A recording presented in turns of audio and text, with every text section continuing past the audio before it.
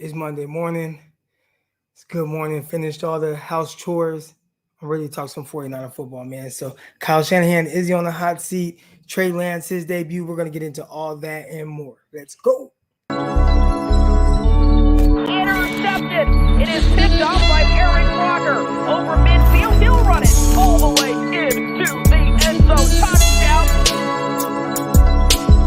Crossroads TV podcast. Peace.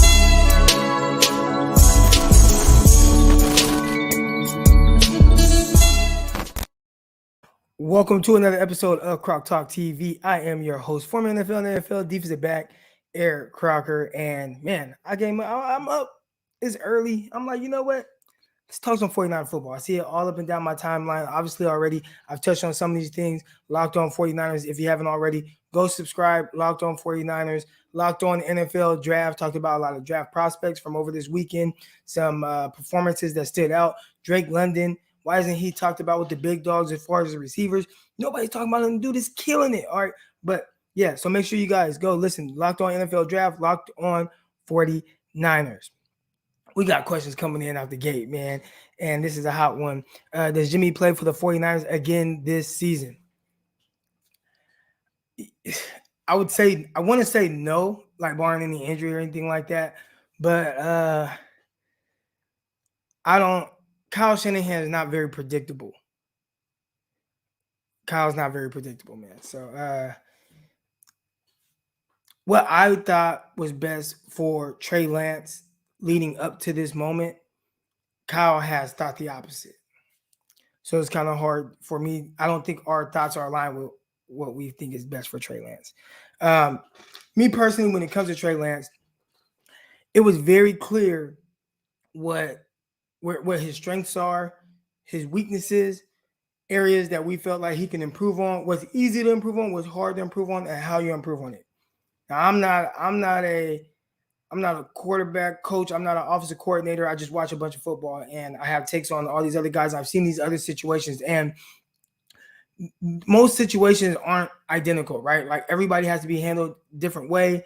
All these kids are different, maturing at different times. Like their situations in college are different. But when I was watching Trey Lance and I watched him in the preseason, it was very clear to me that the game was probably moving very fast for him. And the way to improve on that, in my opinion, especially with the team around, was to play him early. Now, the 49ers they didn't have to play him early because you have Jimmy Garoppolo. I think Kyle Shanahan has made that clear, even with some of his comments in the press conference yesterday saying, well, that's why he's he looked like a rookie. That's why he's our backup quarterback. And I agree. But how does he get better? How does Trey Lance get better? How does Trey Lance improve on those things? How does Trey Lance improve on the areas where, they are glaring weaknesses? And to me, it's playing. Now, there are going to be a lot of people that overreact to Trey Lance's performance one way or the other, right? They might take the last drive and be like, oh, this was amazing. And they might take those first few throws and be like, oh, my gosh, this is terrible. This is disaster. All right. I'm always in the middle of it because, well, this is what I expected. I expected Trey Lance to miss like that. I even talked about it with Justin Fields a couple weeks ago. And I talked about why Trey Lance was not playing. And when you looked at Justin Fields and how just sped up everything was. And, just again, I mean, obviously he played against the Browns and they have a terrific defense. He got sacked 9 times, had no idea what he was seeing on the field. They netted 1 passing yard for an entire game. That is atrocious. That's as bad as it gets. But he's a rookie. And it's like, all right, like that's not ideal, but can we build on it? Like sometimes you have to go through those things to improve. And even if you go back to Justin Fields when he first got in the game for Andy Dalton. Andy Dalton was 9 for 11 when he got knocked out of the game. He was 9 for 11. He ended up leaving with some foot injury, tried to play through it, couldn't do it. All right. Justin Fields came in and it looked somewhat like what we saw from Trey Lance yesterday. These are guys who, were there the entire, they're not really practicing. When you're not the starter, especially when you have a different skill set, that's even tougher. When you're not the starter, you don't get many reps in practice. You have to, and sometimes it takes like a veteran to understand this aspect of it, but you got to prepare like a starter. When you're a rookie, I mean, is he preparing like a starter? Does he have to learn how to prepare like a starter? Those things are tough. But you're not preparing like a starter. I thought the 49ers did Trey Lance a disservice with not giving him any type of packages and trying to expand on that week by week. It was like, well, we're all in on Jimmy Garoppolo because he gives us the best chance to win, which is true. Jimmy always gave the 49ers the best chance to win. But that's because Trey Lance is a rookie and he has things that he needs to work on and improve on. How does he get there? And I thought that there was an opportunity. I tweeted this out when I first saw Trey Lance in the game. Like, once I saw him in the game, I tweeted out right then and there. I don't like this because we're talking about a guy who you have not given reps. You've had ample opportunities to give him different packages. There are a lot of people that didn't want to see packages. They didn't want to see the Taysom Hill stuff or whatever it is. But my thing was just get him on the field, start to work with him, do different things and expand on that, and see eventually if you need him to play, he'll be ready. If you don't, at least he'll be ready for whenever it is time. Or he can expand on what you're doing in the games, and you can still continue to, grow things off of that. The read option, zone reads, whatever. Then start doing some bootlegs, just a bunch of things to just get him more comfortable with the flow of the game, the speed of the game. Because again, he has not played any football. He missed all of last year, pretty much, last season due to COVID. When Trey Lance did play, he was a freshman, a redshirt freshman, but he was a freshman. Now, from the mental aspect of things, he is able to grasp some things, and he's a hard worker and all that. But at the end of the day, man, that football, that NFL speed, it's a different animal. And that NFL speed is much different than what he faced at the FCS level. He will catch up to it, but how does he catch up to it? Practice, like everybody thinks that quarterbacks are just going to develop in practice, man. Like the backup quarterbacks, they're not getting reps like that. So against Philadelphia Eagles, 49ers had Trey Lance, the scout team quarterback.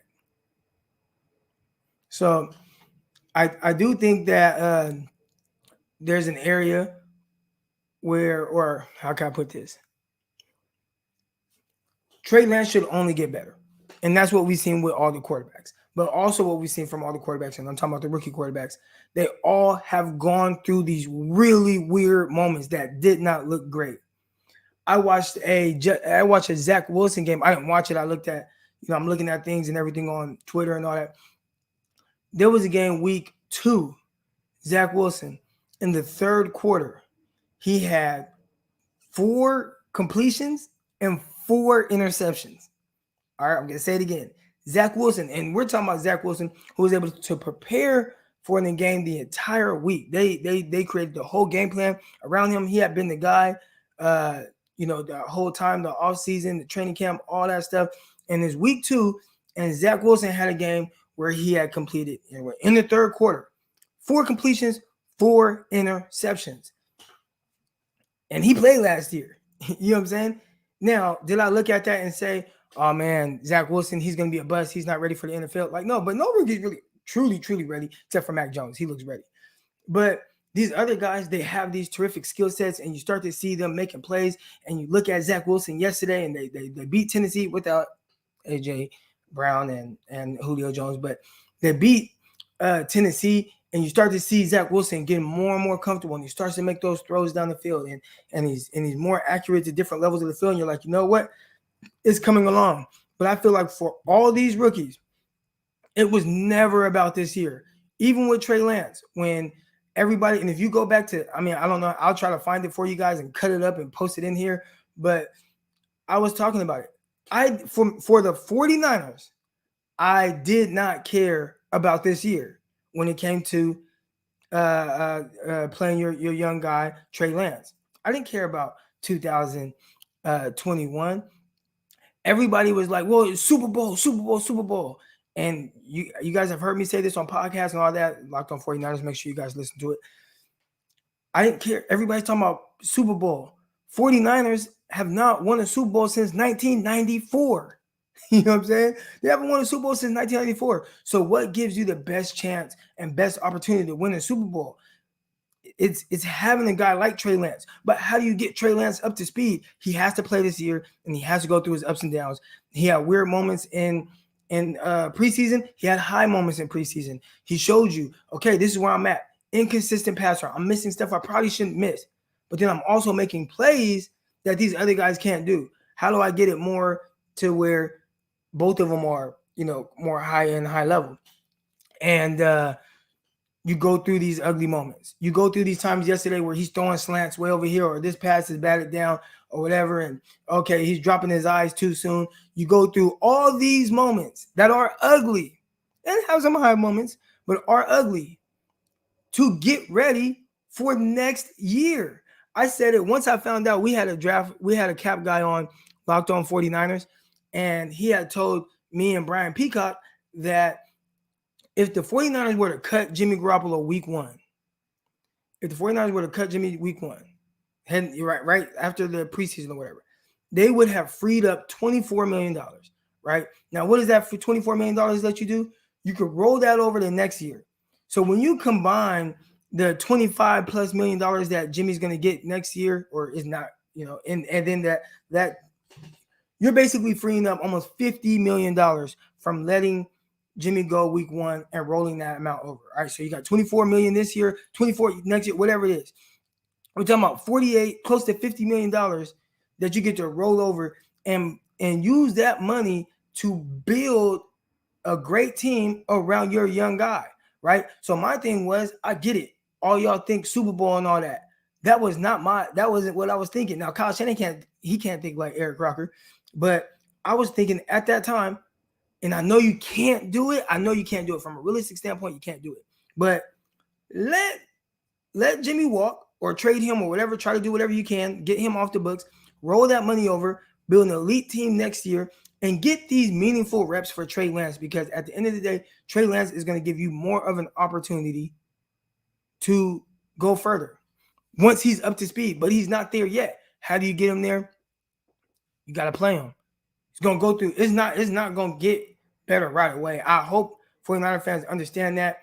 If you are expecting him to look like what Mac Jones looked like last night, or what Mac Jones has looked like this year, which he has been sharp, that's not Trey Lance. They're different. They're different type of quarterbacks.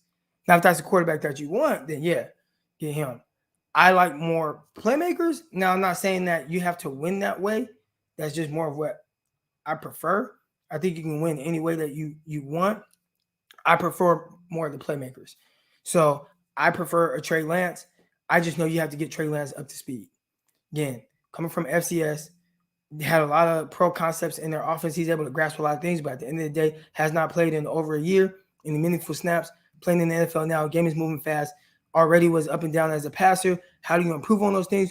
Once you improve on those things, you have a terrific football player. But I thought Kyle did not do him any disservice, or he didn't do him any justice with the way that he's kind of brought him along. It was really weird that you don't have any real packages or any real plan to play your young guy who has an extremely legit skill set. He's talented, all that good stuff. All right, I'm going to get to some of the comments in here. I appreciate everybody's in here. Make sure if you haven't already, subscribe, hit that like button, all that good stuff. Good morning to everybody. I don't know if this is going to be something. I'm always free at this time. Well, I have a lot of free time, really, but I don't know if I'll be able to go on QB Monday today with my guy Greg Pinelli, because I got my brother out here. He leaves back to California tomorrow, and he wants to go down to Monroe, Louisiana to see that Duck Dynasty thing. All right, so Mr. BMW Lotus, good to see you in here. What's up? He has been very critical of Kyle Shanahan, and right now he's looking like he's right. Now, I'm not jumping off the deep end with Kyle Shanahan. I do think that he's a terrific coach, but at some point, and I said this a little bit last when I said over the offseason, you kind of are what your record says you are. All right, you kind of are what your record says you are, in the sense of Kyle Shanahan, 1 winning season in 4 years, and you had to figure out, okay, what's the best way? How do I change this? And he looked into a lot of things, but ultimately they didn't pull the trigger on certain things, whether it was Matthew Stafford, whether it was Deshaun Watson, all those different things that they tried to do. Whatever. You end up trading for Trey Lance. Great. I love the Trey Lance pick. And I think Trey Lance down the line is going to be terrific. Hopefully, you 49er fans are a little patient with him, because it's not going to be great right away. Again, I've watched all these other rookies, and I saw some people subtweet me. I saw some subtweets. I saw some people kind of, poking fun at what I was saying, but and I think people they gave Kyle Shanahan a little too much credit for the 49ers situation. Oh no, Trey Lance won't go through what Justin Fields is going through because he has a much better coach and he has way better players. Bro, I watched Trey Lance in the preseason. I saw where he was good and where he needed to improve. And it looked like what these other rookies look like. You know what I'm saying? But, and I was like, and that's why they can't play him right now over Jimmy Garoppolo. But Kyle Shanahan, man, his record isn't great. Somebody just tweeted me his the winning record, the career winning record of the NFC West head coaches. Here we go. So we got McVay. He's won 67% of his games. Pete Carroll, 60%. Kingsbury, 48%. And Kyle Shanahan, 45%. I think the wild one there is Kingsbury. Kingsbury having a better winning percentage than Kyle Shanahan. And I can use context, right? I think both of them walked into situations where the roster was trash, right? The roster for both of those guys was ass. Kingsbury got his quarterback. He got to pick his quarterback. And I do think that makes a difference, right? Well, Kyle Shanahan got to pick his quarterback too. He just chose not to. He wanted to pick Kirk Cousins. Kyle Shanahan did have a chance, and he botched it. In hindsight, he botched it. In the moment, I understood it. But Kingsbury got his quarterback, and there's been ups and downs, even with Kyler Murray. He's had some moments where he's looked terrific. He had some moments where Kyler Murray looked weird. But at the end of the day, they're starting to put together, and they're a very dangerous team right now. Now, he has a very dangerous quarterback, and this was not and this is why I want to make clear with Trey Lance, and I think this is why we have not seen Kyle Shanahan play Trey Lance early on. The Arizona Cardinals have gone through ups and downs. What is it, year 3 for Kingsbury? Right? Is it year 3 or 4?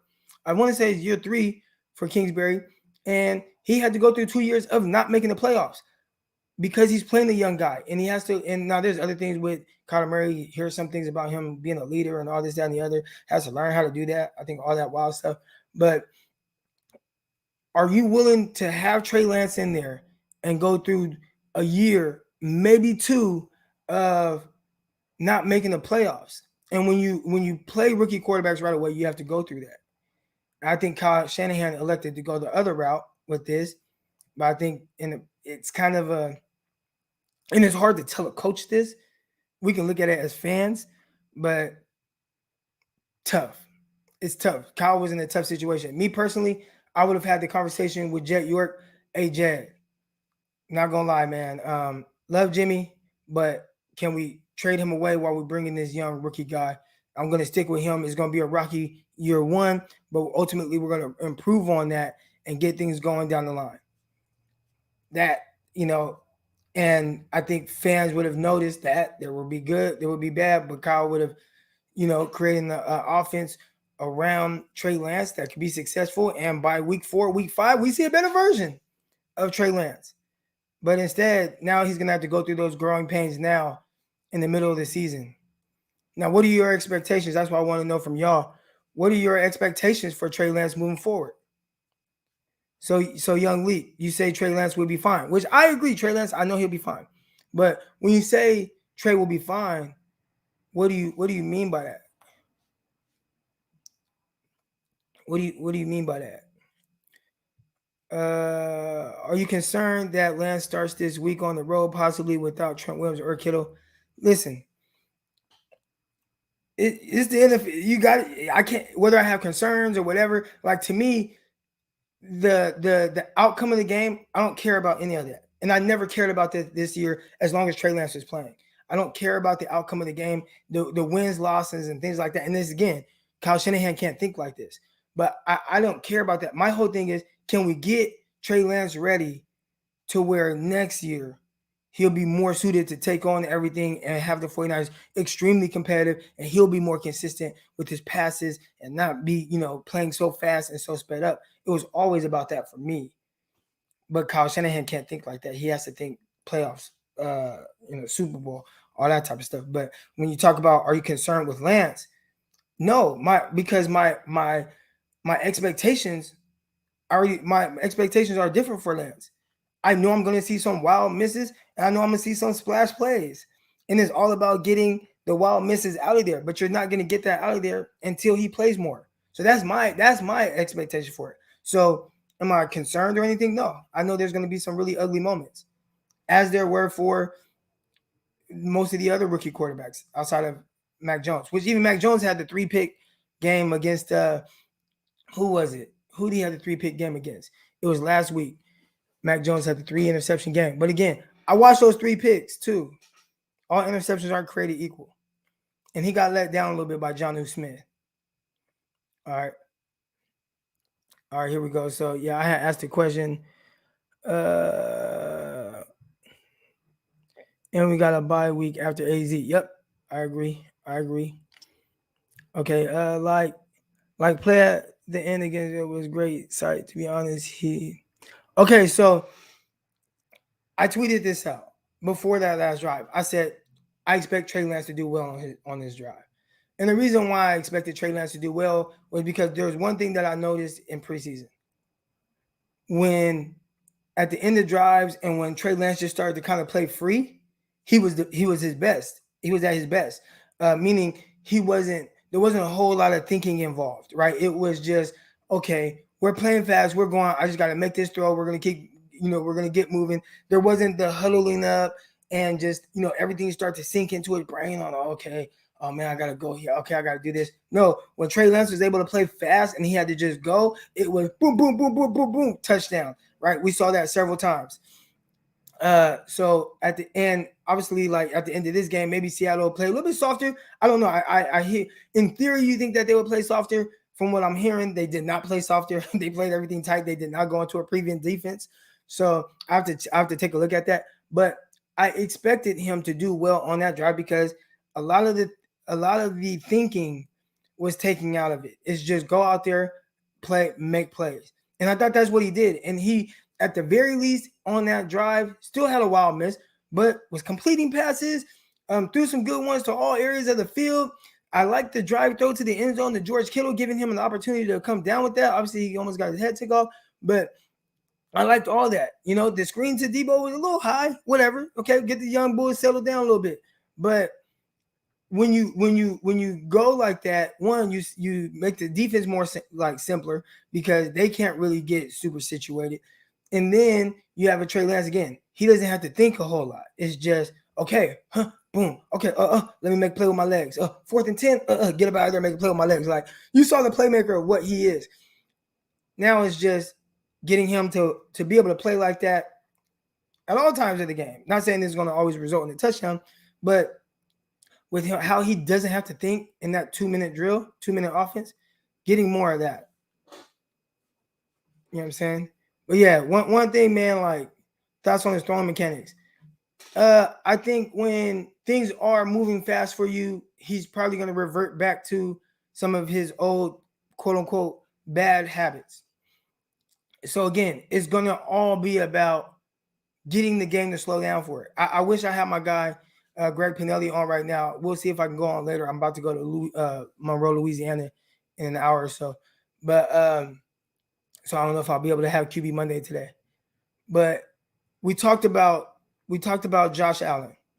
And Josh Allen as a rookie, what he was going through and how he didn't know what he was seeing from defenses. So he was super inaccurate, right? I mean, just airmailing passes left and right, throwing bad passes, did not look great. But going into year 3, and it took a couple years, but year 3, you had Josh Allen start to understand more of what he was seeing. And the game slowed down. And he ended up going from a 58% passer, 52, 58 to a 70% passer. And we're talking about 70% as a passer with guys that's not really throwing checkdowns, right? He's throwing the ball down the field and he's still completing passes at a high clip. So I think that's that. If you want to look at what Trey Lance is going through and what he could possibly be, Josh Allen has always been that type of comp. I think Trey Lance's arm got stronger than when he was in college. You think he's ready though? No, he's not ready to play. But that's not what we want. Like none of these rookies. Look around the league right now at all the rookies. I think only one, Mac Jones, looked ready to play. The other guys, even Trevor Lawrence, who's the golden child, Trevor Lawrence went through his ups and downs. But again, with all the rookies, there's one thing I noticed this week. With all of them, starts to slow down a little bit. You start to see them slowing down a little bit. Trevor Lawrence did some weird stuff. He kept like bailing back. That's definitely a sign of just not really being comfortable with what he's seeing and being able to hang in there and just make throws. But you start to see them improving. But but we're talking about. Are you talking about? Do I think he's ready for week 5 against Arizona? No, he's not ready. But how do you get ready? You're gonna get ready with the reps and the snaps. You know what I'm saying? Like he has to go through this. I think a lot of people just thought you could just sit and it's gonna magically happen. I don't think so. Yeah, Wilson looks better. But again, we're talking about Wilson, right? So my dog, Mr. BMW Lotus. Wilson looked better this week. But I was just talking about just a couple weeks ago, he was in the third quarter. And in the third quarter, he had 4 completions for the entire game and 4 interceptions. So you have to go through those ugly moments with him. Now, I'm not saying Trey Lance moments are going to be that ugly. What we saw this last game might be the extent of the ugliness when it comes to Trey Lance's game, where, damn, that was a bad miss. Threw it at his feet. How'd you do that? Damn, you airmailed that slant. Oh, well, that was a big throw. Oh, man, big completion downfield. Great. Oh, man, he played with his legs. Oh, you missed this check down. You missed that check down. Like, it's going to look like that for Trey Lance. It's going to be like hot and cold. And you have to be willing to just go through that with him. That's really probably what I wanted to say. Come on here and talk about more than anything, because I see a lot of different like outrage with Trey Lance. I want to know, what are your expectations for him? And I think that's the issue. I think everybody had these expectations that Trey Lance is going to come in and be goddamn Josh Allen right away. And that just was not going to happen. Yeah, rookie year, Josh Allen. But again, what is he playing for? To continue to improve. I see a lot of y'all, and we kind of touched on it a little bit talking about Kyle Shanahan. And anybody that's talked to me, anybody that listens to me talk about, just anything on Locked On 49ers, make sure you guys listen to Locked On 49ers. New episode out right now. You get the full instant reaction, and maybe not in-depth thoughts, but the reaction from myself and my guy, Brian Peacock. Make sure y'all tune in. All right, Locked On 49ers. Make sure you guys listen to Locked On NFL Draft as well. All right, but Kyle Shanahan, I gave him the benefit of the doubt because of his situations, and I'm able to use context. But at the end of the day, you kind of are what your record says you are, and I said that over the summer, right? Or even it might have been before the draft. At the end of the day, he has one winning season in 4 years. I can chalk it up to Jimmy Garoppolo. I think that was a big reason. But shoot, even right now, we've lost 2 games. Jimmy didn't look too great. Jimmy's probably as healthy as he's been leading up to the injury, and it still looked weird this year. So maybe it's not Jimmy. I'm not saying that he didn't have anything to do with it. We've clearly seen Jimmy and Kyle, they win way more games together than without each other. So, or at least Kyle without Jimmy, he don't really win many games. All right, but is Kyle on the hot seat? I'll say this.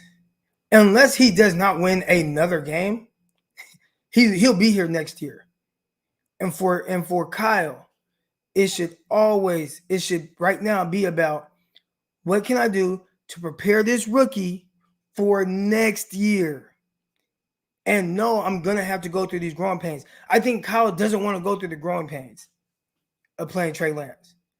That's what it's coming off as to me. It's like, man, I got this guy, and we're going to get him up to speed and everything, and I'm going to give him a chance to, Kyle is all about making guys earn it and holding them accountable and all this other stuff, and that's great. That's awesome. I'm the same way for the most part. But we gotta be kind of realistic, Kyle. You know what I'm saying? And I think that's kind of the issues when it comes to Trey Lance and Kyle Shanahan. Kyle is doing all this other stuff with Brandon Ayuk and what he's done with these other guys. And this is your quarterback now. You got to do everything. You might have to coddle him a little bit. And I know that's not Kyle's personality to coddle people, to coddle anybody, but with this young rookie, you might have to do that a little bit. All right. Again, I touched on it a little bit earlier, and shout out to we got over 100 people in here. Make sure you guys subscribe. Make sure you guys like. I talked a little bit about the usage of Trey Lance, and I thought it was poor up until this point. I didn't think Kyle did anything to prepare Trey Lance to actually play.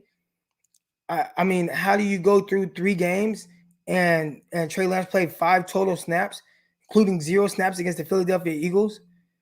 I think one thing that was apparent, and I was talking about this, at the very least, even if you don't want to play Trey Lance all game or whatever, you want to do certain things with him, whatever, or whatever the case is, at least utilize him to help open up the run game. Because as soon as he came in, what was Trey Sermon doing? Big gaping holes. 10 yards, 10 yards, 12 yards, 6 yards.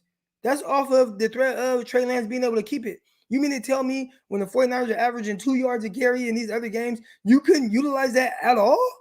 Come on, man. That's where I have an issue with Kyle Shanahan. Is like, are you thinking too hard about this? Because that was the obvious. Putting in Trey Lance is going to hold the ends. People can't crash down. You're going to have eyes on him. They're going to have to respect Trey Lance keeping the ball. It's going to open up the run game. To me, that seemed very clear. But for whatever reason, Kyle didn't think that was something that was going to help him win games. I disagree with that. Lance's Watson's comp. I'm telling you, I don't think Lance and Watson are anything alike. Watson with the bigger arm. Okay, I'll say this. I don't want to say that they're nothing alike. I do think early on, and even in maybe in year 2 and all that, I think that Watson was more prepared as a passer. Where I do think that they're similar is that Watson, because man, I mean, Watson played against Alabama, put the team on his back. You know what I'm saying? I do think where Watson and Trey are probably similar, and maybe I don't even think they're similar here. I was going to say going through reads, because one thing I noticed with Watson early on, it was, I'm getting, it's not there. I'm getting out of here. I'm trying to make a play. One thing he did a lot, and we're talking about Watson now. Watson leaned on DeAndre Hopkins early on, right? Or it was like every play was designed to go to DeAndre Hopkins. He was always going to give him an opportunity. He was always going to give him a chance. That was clear. But if that was taken away, he was moving around and looking to either run or make a play on the move. See some of that with Patrick Mahomes as well. Trey Lance, I will say, has been very willing to actually go through reads. Now, yesterday, it was definitely more sped up for him. I mean, it was, I'm getting out of here. It was making plays with his legs. I love to see it. But at some point, there will be guys that's open. He's going to miss them and stuff. But, can he get the game to slow down to where now he's not missing those guys? He did do a good job of at times moving and then finding the guy. I think there was one that Deebo Samuel threw a little high. Deebo made a nice grab kind of behind him a little bit, catching the ball and kind of getting upfield. That was terrific. I would like to see a little bit more of that. Keep your eyes upfield. But Trey Lance, between next week and he might play the rest of the season. I'm just curious to see how the game slows down. Again, I don't know what your guys' expectations for Trey Lance are, but I don't have expectations for this year aside from I want him to be better seeing the field and the game slowing down week 18. That's the last game of the season, right? Week 18, as opposed to what he looks like against the Cardinals. I don't care. I don't care what it looks like against the Cardinals in the sense of, I mean, obviously you don't want it too ugly, but I just watched Justin Fields have 1 net passing yard for an entire game. So, I mean, and I'm fine with him going through that. I looked at it like Justin Fields got to go through that. 1 net passing yard. Got sacked 9 times. Fields, you got to go through that. And then you watch Fields yesterday. Look better, more prepared, right? All right, here we go. I'm still getting to send me y'all questions. I appreciate everybody in here. Make sure if you haven't already, subscribe to the YouTube channel. Hit that like button. all that good stuff. Former NFL and AFL defensive back Eric Crocker here with you. Let's talk about that horrible 4th and 2 toss. Okay, now this is me giving guys the benefit of doubt. In hindsight, it was a terrible call because it was never there. I think sometimes though, when we see these things, when it doesn't work out, it's easy to say that it was a horrible call. How many times have we seen him do in the rounds and tosses and things that to Deebo Samuel? I'd say 90% of the time they work and you get positive yards. Right? Am I wrong? Am I right? Am I wrong? About 90, I'd say 95% of the time. He does anything with end arounds and revert, whatever it is, to get the ball in Deebo's hands behind the line of scrimmage. I'd say 95% of the time it results in positive yards. So the fact that he didn't get it on that 2 yard, I mean, again, in hindsight, we could say it was a horrible call because it didn't work. But more times than not, when you do those type of things to get the ball in Deebo's hands, it works. Well, that's hard. I don't have like a legit take for that. All right, here we go. I'm trying to get to some of y'all comments, man. Best way for me to see y'all comments, go ahead, leave that super chat, man. Super chat thing is available. Because you guys, there's a lot of comments in here, so it's kind of hard. I know I'm going to miss a lot of y'all. If Lance starts ROS, do you think the Niners are still in play for the playoffs? Oh, rest of the season, right? Did I get that right? If Lance starts rest of the season? And play for the playoffs again. And highlight production. I don't know how long you've been in here with me, but to me, is when you're playing Trey Lance right now, it's not about this year. And I hope 49er fans don't put those type of expectations on Trey Lance. It's all about building towards next year and feeling comfortable with where you're at with Trey Lance going into the season as a starter. That's what it's all about for me. I'm not looking at, like, y'all probably won't really hear me talk about the record or anything like that. It's all going to be about what does Trey Lance look like? What do the other young guys look like? Well, Diamador Lenore, he didn't play yesterday. Dante Johnson played. I didn't hear y'all talk about Dante Johnson one time. Dante Johnson started in the nickel. All right. But Diamador Lenore, he didn't play. Embry Thomas, he didn't play. Like, how are Embry Thomas, Diamador Lenore, how those guys progressing? Like, what does it look like from Banks? Those are the things that matter more to me. Trey Lance, where is he at? Because if those guys come along and they're good by the end of the season, even if it doesn't result in a playoff appearance, the 49ers will be better for that next year. Deebo Samuel, can he? I don't know if he can uphold this pace, but goddamn, dude's balling out of control right now, right?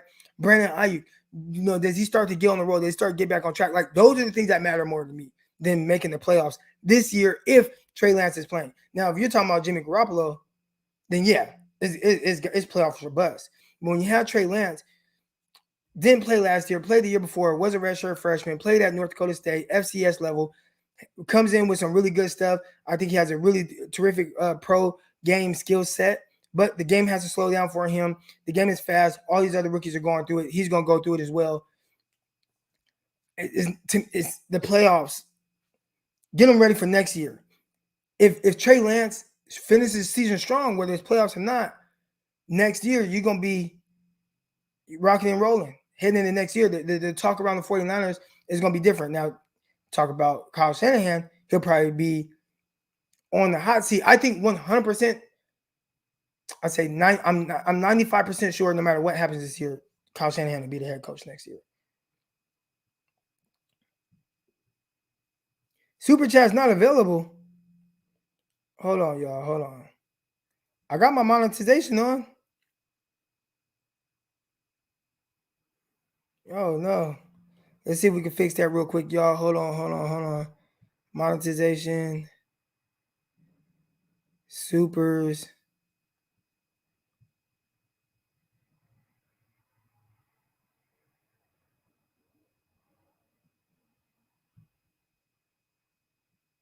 All right. Okay. Check now and see if there's super chat. I think I just turned it on. Let's see.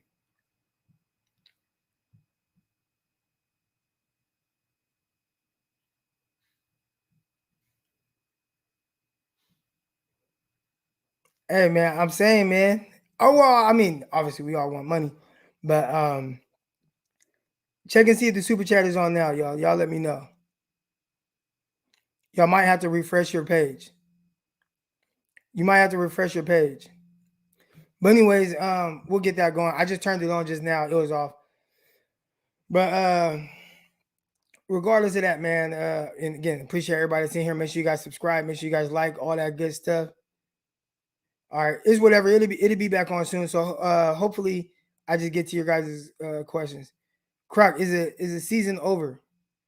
No, I'm an optimist, so I never think the season is actually over until you're just out of it. But again, my expectations uh, with Trey Lance, it's a little. My expectations are different. It's not about wins losses with Trey Lance at quarterback for me. Back out and come in. You can see now. Okay, so TJ, so the super chats is open for you now. Refresh and it's there. All right, there you go. Refresh and it's there. The super chats are there. I mean, regardless, I'm gonna try to get to y'all questions, but I know it helps because as I get to talking, I miss a ton of comments in the chats. So I appreciate everybody that's in here. I appreciate everybody talking about contributing, all that good stuff. Where we at? Where we at? Agree with everything you said about prepping the next year. Too bad the 49ers Twitter won't understand. So 49ers Twitter won't understand. But again, guys, like we have to understand that 49ers Twitter is probably like 10% of 49er fans in real life. Twitter is not real life. So those are the things. You're going to see all these crazy overreactions. I think you're going to see overreactions by content creators. I think a vast majority of the content creators are 49er fans. You know, I think if you were to listen to Matty Barrows, Matt Mayoko, those type of guys, even like maybe a Steve Young, if he goes on KNBR, I think when you listen to those guys, you'll get a better perspective. I try to bring a different perspective. Obviously, I am a 49er fan, but you know, I have a playing background and I kind of just understand the process of things and how it works. I understood the process things, you know, within myself and kind of what went into it. I saw Geno Smith and Mark Sanchez, you know, when Geno was a rookie, you know, we were there at the same time. I was a rookie, he was a rookie. We spent a lot of time together, and I understood what was going through Geno Smith's head. You know what I'm saying? I saw that. I saw Geno. I saw Geno really, really battle with grasping an offense and the pressures of it, and you got to learn how to really deal with that. You know what I'm saying? So yeah, 49ers Twitter, they might not understand, but you know, I think everybody that's in here, you know, y'all understand. Y'all understand. You can see the speed difference between Sermon and Mitchell in the big way yesterday. Sermon is faster. Mitchell is faster for sure. I do think that Sermon runs well. I would say what Sermon looked like yesterday is probably what they expect Sermon to look like. And I'm good with that. Now, I think he can finish on some runs a little tougher, but I'm good with what we saw from Trey Sermon. Trey Sermon. Mitchell definitely. Now, I think Mitchell has to improve a little bit on his vision. I think we got so caught up in the big run against the Lions, and we missed out on every one of his other runs. I would challenge y'all to do this. Take away Mitchell's big run against the Lions, and what does his yards per carry look like if you take that one run away? Now, I'm not saying like, you know, I think that run skews the mindset of the fans on what Mitchell really is at this moment. I don't think that he necessarily has ran extremely well, not to the extent of what people think. I think what Trey Sermon did yesterday, and even what he did in the second half of the Packers game, is probably more sustainable than what we've seen from Mitchell. Just my opinion. Croc, after Devo's performance yesterday, would you consider him a top 5 to 10 receiver? I think Devo is doing awesome. He's doing a terrific job. He's being a playmaker. I think that's what he is. I think Devo is more of a playmaker than a pure receiver. Obviously, he does a lot of terrific receiver things, But Debo's a playmaker, man, and it's hard to peg him in that 5 to 10 range. I think you have to see him do this and be consistent for an extended period of time. I think you have to see Debo come through in the clutch for the team when it matters most and big moments where it's just like, damn, this other team can't stop Debo and he's just productive and he's killing it and he's scoring these touchdowns. The more you see Debo excel in those moments, even if it's a game where maybe he doesn't necessarily have like a ton of yards, but say, it's a tight game. 49ers need him to win, and he ends up with 7 catches for 75 yards. But 5 of those 7 catches were big moments, moving the sticks, and the other team had no answer for him, and he ends up scoring a touchdown. I think stringing together those type of games will mean more to me than having 160 yards against the Seahawks in a loss. In the sense of him being a top receiver in the league. I hope that makes sense.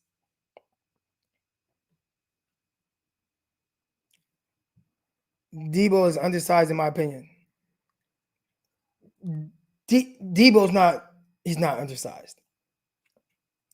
Debo is 5'11", 215 to 220 pounds. He's a big guy. He's bigger this way than he is this way, but undersized isn't the word that I would use for Debo.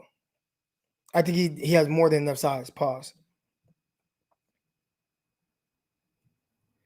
Once Lance settles down and Kyle Shanahan called real plays, he looked good.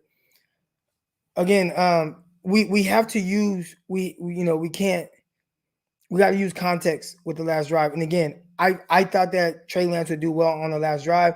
I thought a lot of it would be because, well, he doesn't have to think a whole lot. And I've seen him do well in those moments where the game is slowing down a little bit in theory because he doesn't have to think as much and he can play faster.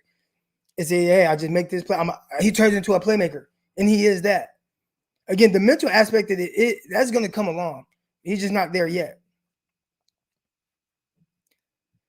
How good is Arizona's defense? I'm not sure yet.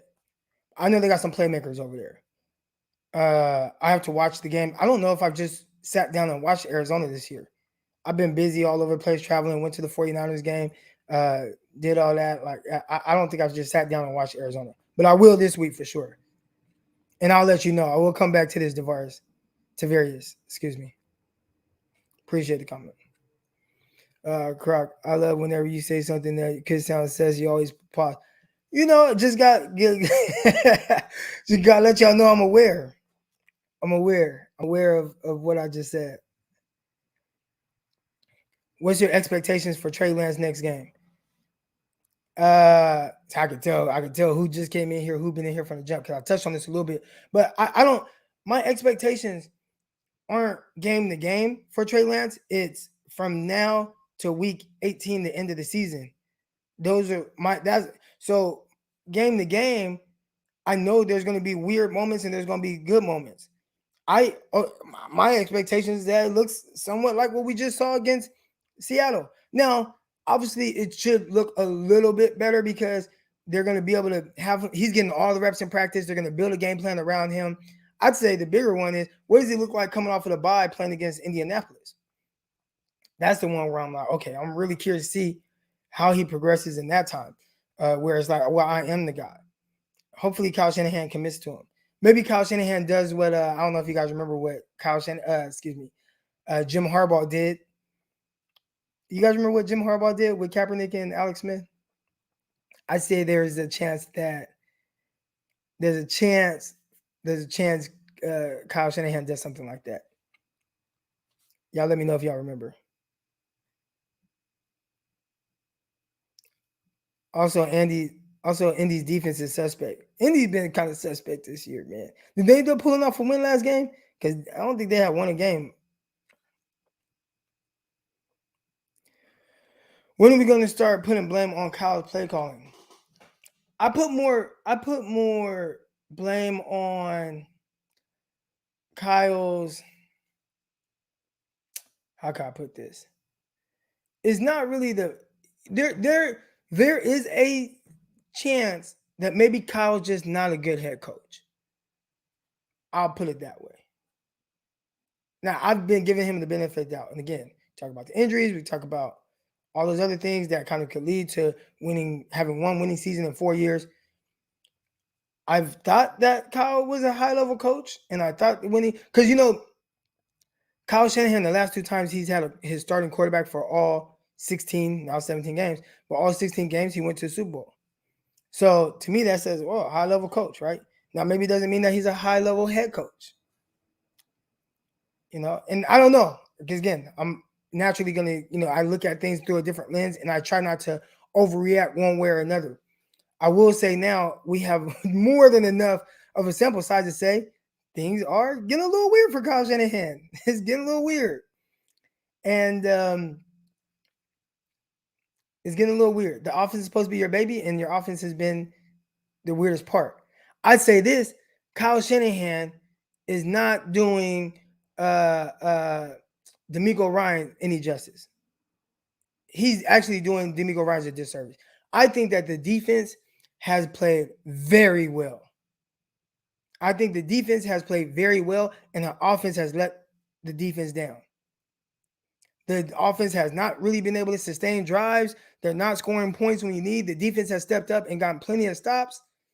Maybe, obviously, could get more takeaways. But D'Amico Ryan's defense, in my opinion, has been really good, especially when you consider the quarterbacks that they've played over the last couple of weeks. D'Amico Ryan's been good. Kyle Shanahan's offense has not. All right, Croc, our offense is based on the run game. We lost 3 backs, remember? Yes, but okay, you lost 3 backs, man. You got Trey Sermon. Like, Trey Sermon just almost ran for 100 yards. I said it before, and my guy Chris in here, he can attest to this. The running back position, bro, it's really kind of plug and play, especially when you have somebody like Trey Sermon. Trey Sermon can run. Like, that's not going to derail your offense. Now, does it hurt to not have Raheem Mostert, who is a threat to score on every single play? Yeah. But, nah, man, I ain't giving him that. Matter of fact, I'm actually more down on him and the run game, or the offense and the run game, because you elected not to use Trey Lance in the run game. And we see once Trey Lance got in there, what happened? Trey Sermon just gaping holes. 10 yards, 12 yards. Like, come on, man. We saw what happened. Like, that's what happens now. Can we just get Trey Lance to be more consistent with the pass off of the run action? And we got action. I appreciate the contribution. We got a contribution here from my guy, Brad Brown. What's good, baby? As a defensive back and understanding routes, what do you think of the 49ers passing game coordinator?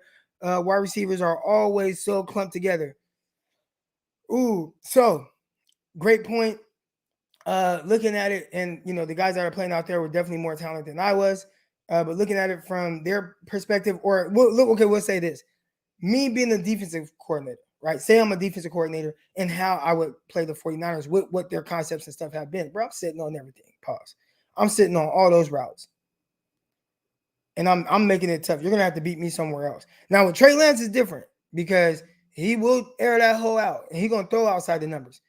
Jimmy Garoppolo, here and there, he'll pick his spots, but we know where he feels more comfortable playing. I think that makes things tough. But because Kyle has built an offense around the skill set of Jimmy Garoppolo, I think it also kind of limits what Kyle can do as a coordinator. I think what Trey Lance can do, in theory, we're talking about next year, right? Not this year, but next year, Trey Lance takes an offense that's kind of really condensed and spreads it out, right? Right now, this is the offense and the route concepts, because things have to happen right now, and that's where Jimmy Garoppolo feels more comfortable on a consistent basis. Boom, boom, boom, boom, boom, right? Feels more comfortable with all on the drives, and then, okay, he can hit one. I think Kyle calls plays to fit Jimmy's skill set, and guys kind of end up clumped together, as you said. But I do think we should, and it might not look that way this year, because again, now we're going from calling plays for Jimmy to now calling plays for Jimmy and what he does well. We go from that to calling plays for Trey Lance and what he does well. And that could shrink things right now. Now, next year, but this year, we'll see what he feels comfortable with. I appreciate the contribution. Dude, I don't know why all y'all are awake. We got 153 people on here, but we might have to do this every morning. And I appreciate everybody that's in here. Make sure you guys subscribe to the channel. Make sure you guys hit that like button. All right. Is Ayuk back in Shanny's doghouse? Let's see. I don't. The only reason I don't even think it's a doghouse right now. I don't know.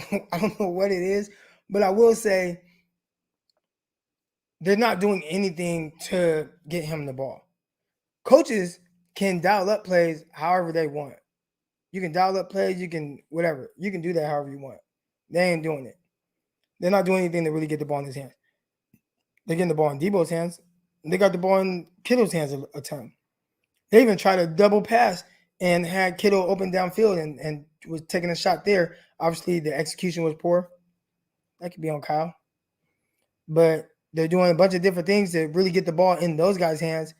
Have not seen them do that for Ayuk, and that's interesting. Now, y'all talk bad about me when I was saying that Debo, when it came to fantasy, was the guy. Y'all talk bad about me. Don't think I forgot about that. I ain't forget. We got another one. Let's go. Here we go. I appreciate the contribution. Let's go. Thanks for all the content, Croc. Are we going to have to accept that Banks will never suit up this year, or does he? I think Banks plays. Banks plays. Yes. Now, how good is he when he plays? I did not like Banks coming out. All right. Now, that's not to say that I didn't think that he potentially could be good. That's not to say that he can't be good this year. All right. Maybe he does end up being good. But one thing about Banks, when you look at this offense and what it has been, they've done a lot of movement stuff, and that's why guys have been smaller. They tried to sell us on the fact that Banks moves like a smaller guy, right? All right, so let's take this. Let's talk about it this way. I'm a cornerback, right? I'm in my playing days 6'2", 200-pound corner. All right. I knew what my kind of limitations were. Like I wasn't maybe as quick-footed. We weren't slow. You know, my transition, getting out of my breaks. You know, it was hit and miss. Sometimes I was good. Sometimes I was not. That's why I ain't lasting in the NFL. All right. I was a 4-5-5 guy. I wasn't a 4-4 guy. Right. So I kind of knew how to play within the limitations of not being just a speedster. I could run, but I couldn't run. I probably was better suited to play in a specific scheme, I guess you could say. But I had to learn how to play around my limitations. But I kind of knew what I was. I look at Banks, and I'm looking, and he looks like somebody. I'm watching him, and it's like, I see it. Y'all trying to tell me a lie. I see what Banks is. I'm watching him. He does not move well in space. They try to tell us he did. I'm looking at him. No, he doesn't. Matter of fact, there were times with Banks where a guy would just give him a move right now, and instead of moving his feet and getting hands on guys, he just grab a guy. And I'm like, what is this? Like that? Like they're lying to us. Now, again, that's not to say that he can't get better. Maybe he needs to slim down. We'll see a better version of him. I did think that he was a wall of a guy, like in pass protection. If he doesn't have to move, I thought he was good. If he doesn't have to move. Like, what do they call it? 5-0 blocking, 50 blocking or whatever, man to man, man on man. Just the guy in front of you, boom, stonewall. And I was like, well, maybe they just want to eliminate guys getting pushed back into the quarterback's lap. And then if that's the case, and you're not doing movement stuff with him, terrific. But when you come out and tell me he moves like a smaller guy, you're lying to me. And I kind of got off track with my whole defensive back thing, but I know how I play. I know how I was. And I look at bigger guys. That's why if you guys hear me talk about corners, I typically like the 5'11", 6 feet guys, and I don't really like the 6'2" guys as much as everybody else. Even though I was a 6'2", 200-pound corner, I think the smaller guys just move better. Now, when you can find the big guy that moves like the small guy, that's a special guy. They try to tell me that Banks is a special guy. I ain't believe him because that's not what I saw on film. You feel me? Appreciate the contribution. Let's go. Let's go. I'm going to leave that up there. Okay, no, I'm not. Y'all have been strong this season. Is there going to be a game plan to get back to the roots? I think that's the tough thing, right? When you're talking about yards after catch, and that's what the 49ers offense has been predicated on. How consistent is that? Just getting guys that just have all these explosive plays. How consistent is that when you have to catch everything? And I think it's more consistent to throw the ball down the field and have catches with no yards after catch. I think that's more consistent than having guys catch slant routes and take them 60 yards, 50 yards. Hold on, where's that? Right. Croc, are you a zone corner? No, I wasn't a zone corner, but like in theory, I just want to play man to man. My mindset was at the end of the day, man to man is me versus you, and we're gonna find out who's better. And that was my mindset. We're gonna find out who's better, and I'm prepared for that. I think in theory, when it comes to being in the NFL, I probably would have been better suited in a Seattle cover 3 scheme where I can do a lot of stuff, press, bail at the line of scrimmage and read concepts down. Definitely better at that than just as far as in the NFL, just being a pure man-to-man guy and having to guard guys that were smaller and shiftier. Yeah. So, yeah. But no, I can't just say I'm that Z word, man. Oh, you're just a zone corner. Nah, I ain't gonna say that. Let's see. Yak is always great, but no need for that. It'll always be the case of an offense. Right. Now, again, and I want to, we can say that, right? We can say that right now because things are stagnant. But in 2019, the whole offense was predicated off of run after catch, and there were no complaints. And Kyle was a genius. Also, Kyle still might be a genius. I don't know. I did see a stat a week ago or so where it was saying that 49ers receivers had the most yards of separation per route ran or whatever it was.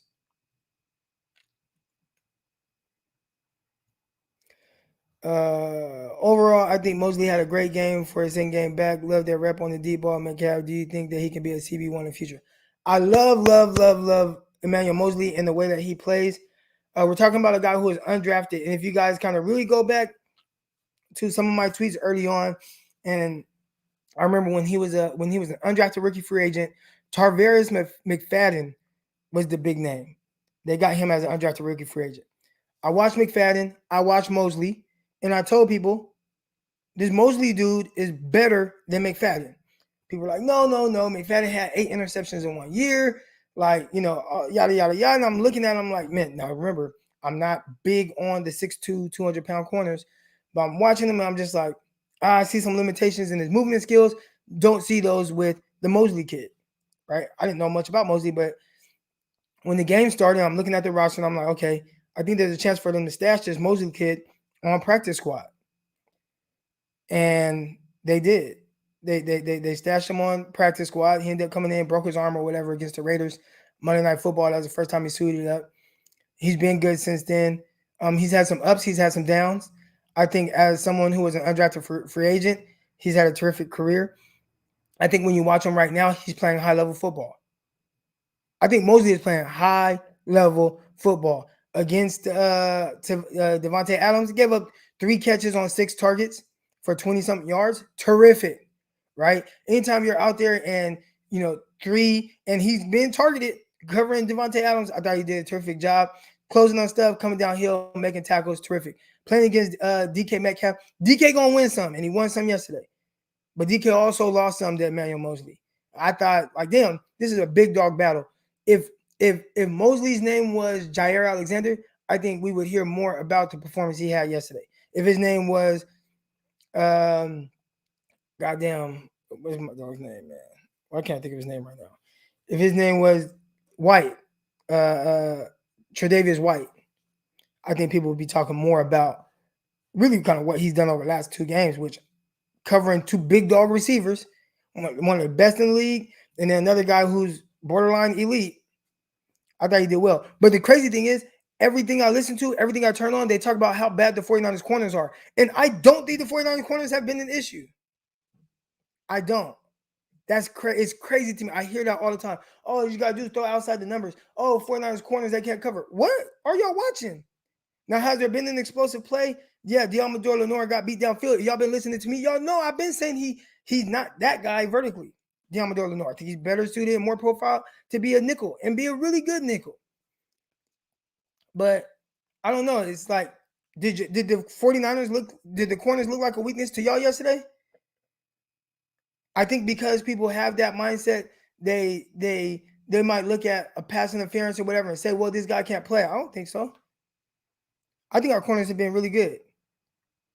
I think that sometimes, I think if you look at Aaron Rodgers and Russell Wilson, I think Aaron Rodgers and Russell Wilson have both done things that you expect Aaron Rodgers and Russell Wilson to do.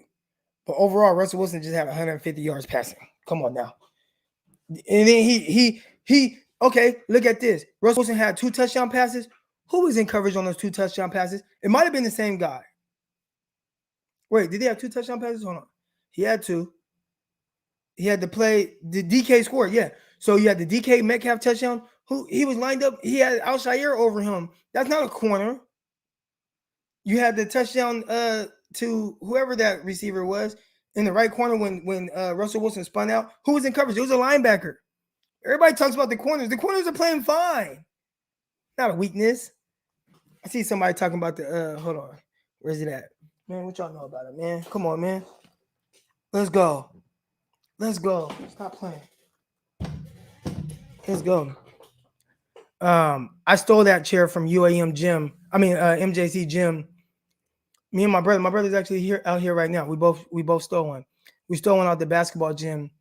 That was 2009. So we're talking about 12 years ago. I've had this chair for 12 years. It travels with me. MJC alum. Let's go. All right, here we go. So my guy Chris said in here, he said, you know what? We need to have a vending session. So this is what I'm gonna do. I'm gonna get y'all on. Where's my other phone at? Where's my other phone? What I'm gonna do is I'm gonna give y'all the opportunity to speak y'all mind. All right, Steph Thompson, MJC. Let's go, MJC alum. I'm gonna okay, hold on, real quick. Give Trey a full week of preparation for first team reps. I'm calling now. He's gonna be upset. He's gonna upset. Again, I don't want to put those expectations on Trey Lance. I'm not gonna put those expectations on him. Obviously, I think he can do well. But to me, it's not so much about a win or a loss with Trey Lance. It's just about how he progresses as a passer. And to me, it's not about one game to the next. It's about from week 5 to week 18. What's the progression in that time? And how are we building towards next season? Because to me, when you play Trey Lance, it's always been about next season. So this is what I'm going to do, man. I'm going to post this link in here, and I'm going to allow you guys to come on. And if you have anything that you want to vent about, anything that you want to talk about, you just want to get your thoughts out there, feel free. All right. What I'm going to do is I'm going to give you a minute. You'll have a minute. I'm going to go grab my phone, my other phone. I don't know where it's at. I think I may have left it in my car. I'm going to grab my other phone real quick. And you guys go ahead, fill in here in the chat or in the little thing. I'll accept you to come on. Each person will have 1 minute to come on and talk and just really talk about how you feel about the 49ers, where you feel the organization is going, your issues with Trey Lance, your issues with Jimmy Garoppolo, your issues with Ayuk, your issues with Kyle Shanahan, John Lynch, whatever it is that you want to talk about. Let's get into it. All right, so here's the link. I'm going to go grab my other phone real quick. I'll be right back.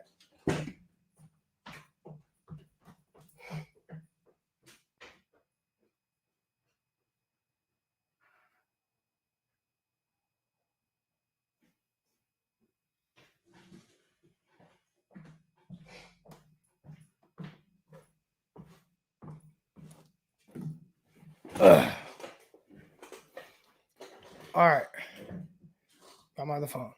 All right, so you guys come on. We'll put everybody on the timer. You'll have a minute to come in here and get off whatever's on your mind, man. Talk about it. Ask me any questions, whatever it is. The link is there in the chat. Go ahead, click that link. And at any time, feel free. Come on. You'll be on for a minute. We'll get this going. We got one person already coming on. Let's go. We got Matt. Oh, I probably need my headset. Hold on, Matt. I need my Yo, Clark, can you hear me? Okay, I can hear you now. I didn't have my headset on. All right, here we go, man. So you got 1 minute. Speak your Oh yeah, piece. What's good, man. man? Oh yeah, man. What up, bro, man? I'm kind of like I feel like this was kind of like a blessing in disguise to see Jimmy get hurt, man, because this actually allows Trey to go out there and actually play with no distractions of Jimmy looking over his shoulder. I kind of feel Yeah. like he done lost his job after that performance. He done showed some flashes and everything like that, and I'm excited to see what he got, man. Now he had no choice but to play him, and I feel like he's gonna have his ups and downs, of course, because he's a young man, but eventually he's gonna put it all together.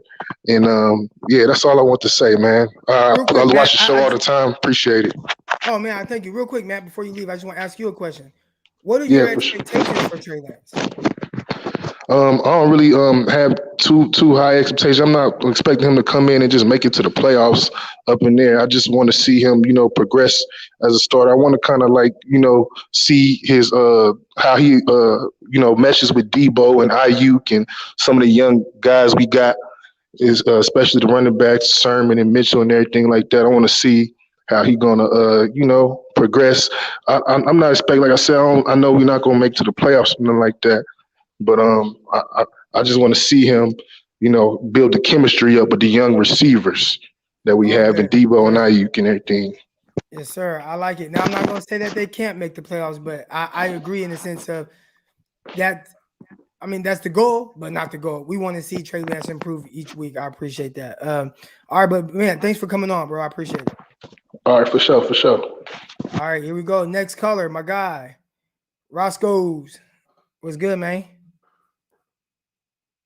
Uh-oh, did I not add him? Here we go. Okay, now I added him. There we go. What's up, Croc? You hear me? Yes, sir. All right, bro. So first off, I was pissed off at the discipline of the team. I think the 49ers are an undisciplined football team. We had 8 penalties, a terrible penalty on D Ford.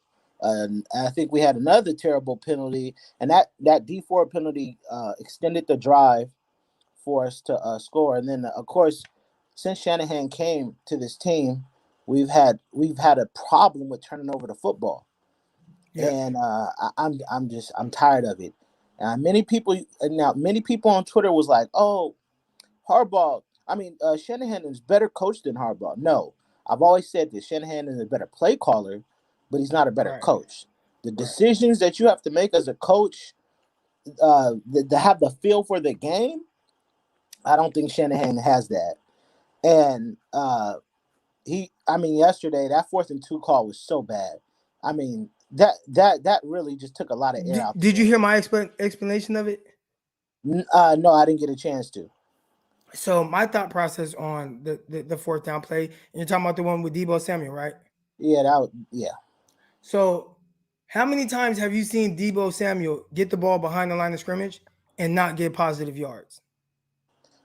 I hear you, but So I'm saying it's easy to say that it was a horrible call, like the time that it doesn't work. But we've seen, I'd say 95% of the time when Debo touches the ball behind the line of scrimmage, it's positive yards and more times than not big yardage, can right? I ask you a question? Yeah. You didn't have an issue with them running to the short side of the field? Again, I'd have to look at what has the success been in that, with using Debo Samuel in that role. I'll put it like this: we seen Trey Lance convert on 4th down during that time when they were in the game. I would have put the ball in Trey Lance's hands. I mean, of course, we love Debo, but I wouldn't do it on a run. I would have let Trey Lance decide when and where we were going to get that 4th down. He did it the rest of the time in the game, so I just thought that was a mistake on Shanahan. He's had in-game mistakes. Shanahan in-game mistakes the last 2 weeks.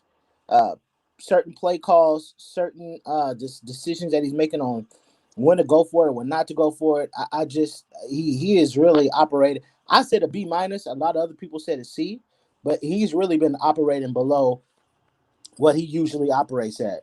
And then my last thing is Trey Lance. Oh man, I was so excited for Trey Lance, and I told fans this. I said, look, we could practice full reps. Time for Kyle Shanahan to actually draw up plays, because Shanahan yesterday said that he wasn't even prepared, which It's part of the knowing issue. It's part of the issue. yeah, because knowing Jimmy G's injury history, I don't see how you weren't prepared.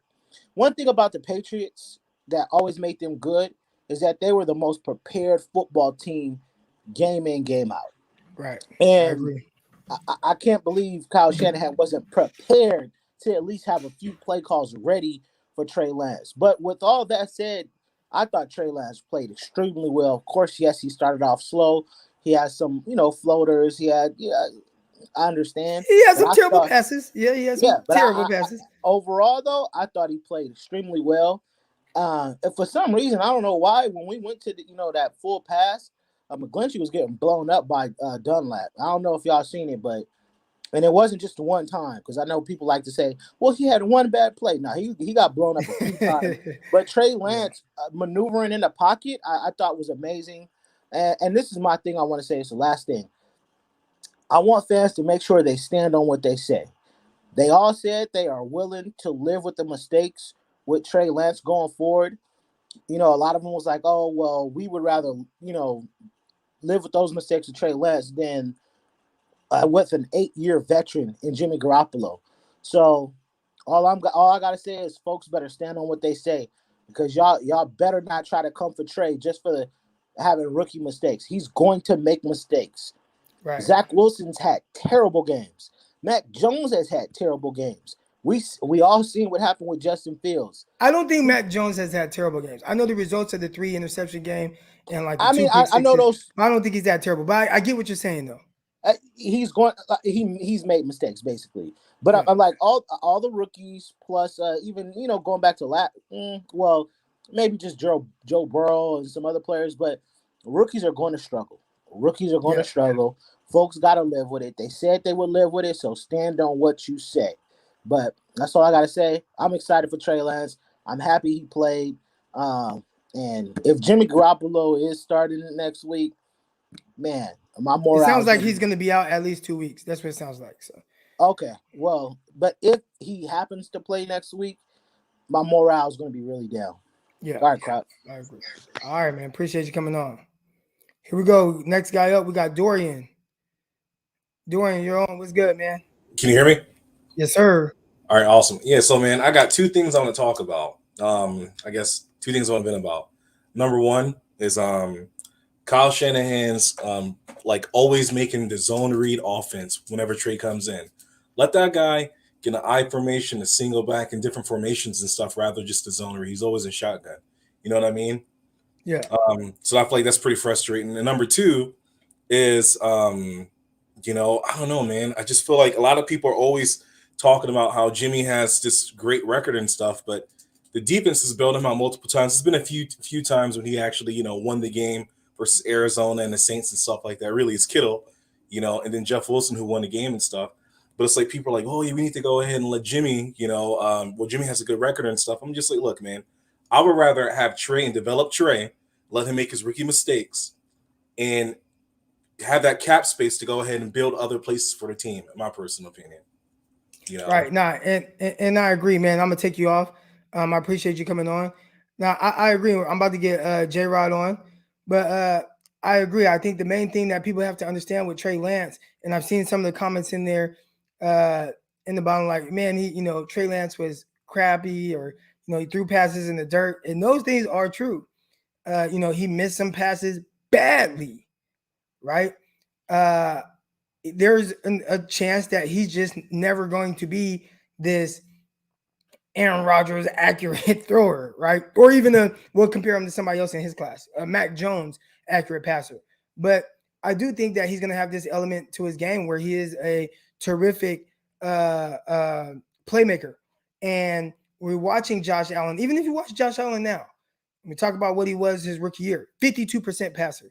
His sophomore year in the NFL, 58% passer. And once the game slowed down, it jumped up to 70%. He had a chance. He had the opportunity. They brought him around to where whatever it is that you're going through, we're gonna build on that and build on it and build on it. And I'd say from that standpoint with Trey Lance, you have to be willing to go through the ups and downs to get to what potentially could be an MVP candidate and what we see from Josh Allen now. So to me, and I saw somebody say, and J-Rod, I'm about to get with you right now. I see somebody say, 1 out of 10, Croc, what do you think Trey was yesterday? It doesn't matter what I think he was yesterday because all that matters to me is what he looks like heading into year 2. I think my expectations are extremely different than most people. I'm not going to look at Trey Lance's performance week in and week out and nitpick at what I know what my expectations are. He's going to miss passes and he's going to have some explosive plays.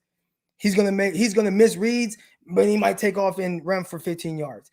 That's who he's going to be for a majority of this year. But how does he kind of learn to the game to slow down? How does Kyle Shanahan work to develop him more as a passer, and how do those things come along? And I think from that standpoint, that's more important to me than grading him off of a half of football where he was not at all a part of the game plan. So that's just kind of my thought process on that. All right, J-Rod, you there? Yep. How's How it you going? doing, man? Hey, I'm good. I was just wondering, what do you feel about the special teams? Like, I feel like even against the Packers, at the end of the game, we should have kicked the ball in bounds instead of out of the back of the end zone to take more time off the clock. And I feel like that was just a bad call right there. Yeah, I mean, I think that's a great point in bringing up special teams. I do think the special teams kind of let the 49ers down yesterday. We did talk about it, but Deebo Samuel returning the kick. I think Kyle Shanahan said, "Man, I have enough of this. I'm just going to get my best player out there, and he's going to return the kick as well." And it looked all natural for Deebo Samuel. It looked easy. Deebo, everybody talks about Ayuk. Deebo was explosive at South Carolina. He returned kicks for touchdowns. He was an explosive player in the return game. But yeah, I mean, Cannon had a terrible game, probably the worst game of his life when it came to special teams. Obviously had 2 botched kickoff returns, one where he fumbled and then fumbled again, the other one where he let the ball bounce and then had to cover it and then got to like the 10-yard line or whatever, and the 49ers had to try to drive the whole field with a rookie. Not an ideal situation. And then you had Cannon on the punt coverage. The ball went into the end zone. And that was, I mean, he like had it like at the 3-yard line, then rolled into the end zone with the ball. So Cannon had a terrible, terrible day. But I agree. The special teams had not been bad to this point, maybe not great, but yesterday it was terrible. Yeah, that's what I was kind of thinking. I mean, our offense is shaky, but to the point where I feel like a lot of our mistakes have been on special teams that have really cost us the game. So, Yeah, I mean, I don't know. it definitely did not It's help. tough Special teams did not help. Yeah. because two bad special teams play. Without those happening, I think we win the game by 2 scores. Right. Now, I don't know if we win by 2 scores because you got Russell Wilson back there, and it's always going to be a struggle to really close it out.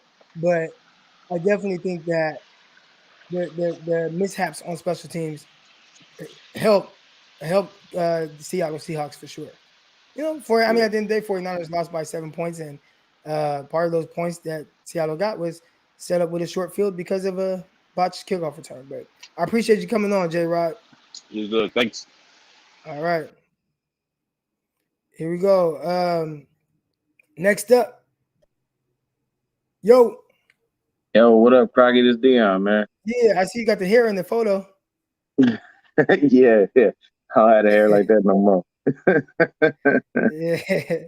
This cab tripping. How you living, brother? Oh, man, I'm chilling, man. Just thought I'd kind of get on here and just talk a little bit. But, man, we got 175 people in here. I might have to do this every morning.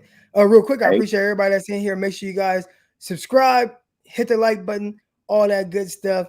The link, it probably went away, but if you do want to click in and kind of, share your thoughts on the 49ers and where they're at, feel free to hit that link right now. All right, but Dion, you got 1 minute. What's on your mind, man? Hey, man, it's unfortunate what happened with Jimmy, with him getting injured. I completely understand it. And I know he gets frustrated with it because, as he said in his press conference, it gets old, and I get it. If Lance is the incumbent starter for the rest of the season, I think at a bare minimum we can make the playoffs. At a bare minimum, if things continue to go right. To be honest with you, okay, I got a little pushback on that. Go ahead. I think what you're doing is it's like when you say bare minimum we can make the playoffs. that's still high expectations for a rookie that has to go through his ups and downs. And the ups and Gotcha. downs might be ugly, right? Like even yesterday, we saw a random, I mean, it was a boot action pass, guy wide open in the flats, and he throws it at his feet. Missed some other passes where he air mails it and just sails it over guys. Like those moments are gonna happen. Now, obviously, towards the end of the year, you want to see them happen less, but in the process of that, it might result in losses. And I think as a fan base, if everybody's expecting, well, he can't do any worse than Jimmy Garoppolo. He can, in the sense of like the consistency of it, or making the throws that help win games. Now, also we can strike gold and he end up balling. But yeah, it's I don't have expectations for Trey Lance in the sense of week to week wins or anything like that. To me, it's all about preparing Trey Lance for next year and being ready for a playoff Super Bowl run or whatever it is, and kind of building around him for the future. Yeah, what I mean when I say that specifically is just progression as far as that's concerned. I don't mean like it's a boom or bust type thing. Playoffs, you gotta have that. No, I'm saying as far as that being like the top, that's the milestone. Like if he makes the playoffs this year, that's gonna be tremendous for him. So I'm thinking like wild card, if any at all. My thing is let the kid progress, let him do what he does, let him build a rapport with the receivers. And to be honest with you, the way you protected Jimmy, protect him. Be smart about what plays you're giving him, feed him things continually. And to be honest with you, put Sherfield back on the field. That is his guy. They have an undeniable connection. It's smart to allow him to have a receiver that he can go to and he feels very comfortable with. He's got to build rapport with the starters, yes, and I get it. But if you put Sherfield there as a security blanket, it gives him more of a thing to say, okay, you know what? I'm good. I can do this. I know I'm going to be all right. That's just how you look at it. Right. And to be honest with you, I think that, the run game becomes more dynamic once Elijah Mitchell gets back. So if you have a 1-2 punch with Mitchell and Sermon, then randomly you got Jeff Wilson Jr. that shows back up. So you now have 3 viable backs. And then at the same time, to be honest with you, Kyle needs at a bare minimum a winning season, because I agree. People have looked at everybody else except for him. You come out with 3 losing seasons and only 1. And yeah, I get it. You went to the Super Bowl, but that was years ago, bro. We moved on from that. We need to start looking at him, because I always say that any running back can flourish in Kyle's system. The quarterback cannot. You have to be a very smart, competent quarterback, and you have to have a wide range of skills. You got to throw outside the numbers, down the field, in the flat, over the middle. You have to be able to do everything. You got to be like an Aaron Rodgers type, or Matt Ryan when he was Matty Ice, because he ain't that dude no more. But that's my little rant. You know what I'm saying? But I appreciate you having me on, Crocky. I ain't got nothing but love for you, brother. Yeah, if y'all in here, man, we should have 175 likes. This dude puts out serious content, man. He's a California dude. He's my dog. If I ever get to meet him personally, I'm buying him a drink, because he's just too cool for school, man. And, it's a California thing. Are you going to any other games this year? I live in Arizona, so I'll be there next week, Brody. Okay. I'm probably not going to go to Arizona next week. But I know at some point I might go, if anybody in here is in my area. I live in the South. I live in Arkansas. I definitely be I think I'll be at the Tennessee game and probably at the Chicago game. If Trey Lance and Justin Fields are both starting, I'm going to. That'd be crazy. Yo, that right there, that's gonna be, you know what, that TV, that will honestly get moved to prime time because of the draw that it will have. That's gonna be a big thing. They're gonna be like Trey Lance versus Jet, like they're gonna hype that to no end. But yeah, man, I'll go ahead and let somebody else get in here. But like I said, Croc, nothing but love to you. If you decide to go to like the Rams game in SoFi or something, even if we got some nosebleed seats, baby, just let me know ahead of time. Yes, sir. I'll go ahead and cop me a ticket, man, and we get out there, because that's my home. So when I move around in LA, it ain't nothing for me. You know what I'm saying? I'm solid every time I go. All right, all good. Yes, sir. All good. Dion, appreciate you coming on. Yes, sir. Have a good one, brother. All right. All right, next up, my guy Daryl. Hi, man. Can you hear me? Yeah. Yes, sir. I'm from. This is from England, right? I'm from England. I have to talk to you about mentality. Yeah. Has this team lost its winning mentality? Because a lot of teams, that's because my theory is they've been around for a long time, haven't they? Yeah, okay, so I have a question for you. If the team has lost its winning mentality, what do you do to fix that? Well, normally new leaders will come up because new faces, new energy. Because you're looking at the old leaders, they're not doing it, are they? Really? You think about it. Who would you look for? Warner? Looking for people who've been there a long time. So you need something fresh, a new energy. Get behind of it. Say, look, this is it. We need to win. And I feel when you lose a lot, it just, you're an ex-player in any sport. When you lose a lot, you got to get over that, haven't you? It weighs and on you. sometimes freshness, isn't it? Right. Yeah, it weighs on you a lot. That's for sure.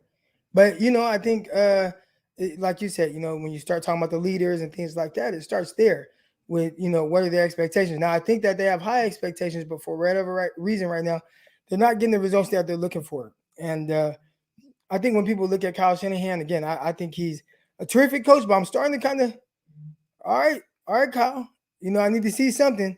So, yeah, the leadership, there is a chance that it has to change.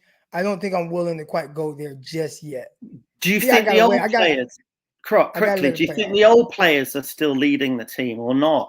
Or do you think that it just doesn't go anymore? Because you'd look for like Warner, Kittle, you look for those people and you don't feel like maybe Warner was upset that he didn't do that play or they're not quite doing it. They're not stepping up. In those times, the leaders step up and they can win a game for you. Have we lost that? No, I don't think so. I mean, I think when you look at Kittle and how he battles and what he's playing through, and Fred Warner, watch him and his energy that he plays with on every single snap. I think if you're going to have leaders or your best players on your team, you want them to look like those guys, right? You want them to exemplify everything that they exemplify when they step on that field. So I don't think the players are the issue. So do you think it could be like if they won, let's say in the future, won a good game, really good game, it would change the mentality? Because right now, this is a mentality that you can get stuck into. Definitely. If you can somehow, and again, I don't want to put these expectations on the rookie because I've said I don't have high expectations of him. I want to see how he progresses from week 5 to week 18. But if you win that game in Arizona and you have the bye week and you come out of the bye week and you beat a Indianapolis Colts team that's kind of playing weird right now, not playing their best football. At that point, I think that could ignite some fire back into this team. You'll be sitting at 4-3 at that mark. And I think the fan base needs to know. No, wait. Listen, you'll be 4-2. 2-2 right now. We're talking like it's the end of the world, but it's not. Listen, last thing. Well done for the Giants. Yeah. Oh yeah, yes. Yeah. I appreciate you coming on, Daryl. Listen, you're fantastic. Have a good one. And I'm you too. And everything, and you're great. Thanks for answering the question. Oh yeah, no problem. Cheers, man. All right, cheers. Here we go. Make sure you guys, if you haven't already, hit that subscribe button, hit that like button. Hopefully you guys are already subscribed. If you don't already, make sure you guys listen to Locked On 49ers with myself, my guy Brian Peacock. We are an everyday podcast. We're doing it big over there. Lots and lots, thousands and thousands of listeners. So you guys are doing a terrific job listening. But yeah, if you don't listen to Locked On 49ers, make sure you guys listen to it. And also make sure you guys Locked On NFL Draft. I'm a part of that. Make sure you guys listen to that as well. I appreciate everybody for all your contributions. All right, here we go. Next speaker up. Got the speakers rolling in. Let's go. What's up, man? How you doing? Yo, what's up, Croc? Oh man. Good. Just starting to make my coffee and everything, getting everything rolling. So hold on. How do you like this with me being on early like this? Because usually it's way better. Well, one, you don't have anybody going live at this time, in my opinion. So it's better for everybody that's an early bird, in my opinion. Anybody that watches it later, they could just listen to it as a podcast. So I think it's smart. I think it's very smart. Yes, sir. Yes, sir. So I know that me and you disagreed last time about Kyle and all that, and that's fine, But now going forward, it looks like Jimmy is hurt, and I think in my opinion, I think the most important thing to do now is to develop Trey Lance as much as possible, and whether that being him playing a hard team or not. But the biggest question I have towards this team now is that if Jimmy Garoppolo had his last game, how does this team go forward with the concerns on the cornerback position, with depth pieces, with better O linemen maybe that you can get in the draft, or maybe even trading for eventually? So I'm trying to figure out, is this team going to be better next year is what I'm trying to figure out, is what I'm hoping for. I think if you play Trey Lance this year, and obviously they have no choice right now, but you let him go through his ups and downs, and there's going to be some really ugly moments. I hope people are prepared for that. But there's also going to be some high-level moments. And if you're willing to go through that and get through that, you should, in theory, see a drastic improvement from week 5 to week 18. And I think that'll give you the motivation moving forward that the 49ers are in a much better and great situation, depending on how they close out the season. I think from that standpoint, with the money that you'll have freed up from letting go of a Jimmy Garoppolo, whether it's be a trade or just letting him go, whatever the case is, you should be able to get free agents in. You should be able to get some big name guys. I'm curious to see how they develop the rookies on this team, where there's Aaron Banks, Ambry Thomas, Diamador Lenore, Hufanga, all these other guys who I feel like are definitely kind of contributing to some extent, but where their roles get kind of bigger, because I think even with the secondary, a lot of those guys are going to be leaving. So, definitely all the 1 years. In my opinion, Tart, Kawan Williams, Jason Verrett, those guys will all be gone. Yeah, and that's a lot of depth that people don't realize yet. I think that, like right now I'm looking at the comments and people are saying, you're giving up already? Like, just stop crowning Lance after one half. It's like, dude, all you guys in the comment section, you need to understand that this team right here is not going to win you a Super Bowl this year, dude. You guys can get butthurt at me all you want and get triggered all you want and cry like little babies, but it's not going to happen this year. And secondly, if we make the playoffs, you're lucky to make the playoffs with this team. The right side of the line is garbage. People are going to continue to get hurt, more than likely. Kyle's play design. Okay, I'm not going to talk trash about Kyle because I get it. Kyle's untouchable to you guys, and I don't want to defend anybody. I didn't say that. But no. Critical of him. I was critical. Yeah, no. I'm happy that you did, because I don't know. It just shows growth, because you're not going to be stubborn and just be like, someone like Rombo or something. But I feel like Trey Lance is a rookie, guys. Trey Lance is a rookie. He's going to make rookie mistakes. If you guys want him to carry this team and go into the playoffs, it's unrealistic because our division is so tough, guys. Like, you're asking him of a thing that is almost impossible, to just carry a team and just to have a deep run. It's unlikely. The probability is very low on that. You guys should be happy by the end of this year. If we didn't make playoffs, and at the end of this year, you see a lot of growth with his issues, like he starts fixing at least like half of these issues that he has, you guys should be more happy with that than to go into the playoffs with Jimmy and lose. Right. I agree. That is way more important. And yeah, maybe we just disagree, guys, but you guys need to start looking at this team and be more realistic about it by you guys saying we just gave up. It's not that we gave up, man. This team, it had its shot. And I think that we need to move on from 2019 already. Stop chasing 2019. That's a done deal. We need to start thinking about 2022 as being a fresh new team that has a different mindset, and stop chasing that already. We need to be a new team that kicks ass. You guys just want to stay primitive or something. Just grow, That's how I feel about it. Yeah. I agree. And I'm going to remove you. I appreciate the comments, and I'll kind of give my thoughts as I move you out of here. And I got Ed coming on next. But I appreciate that.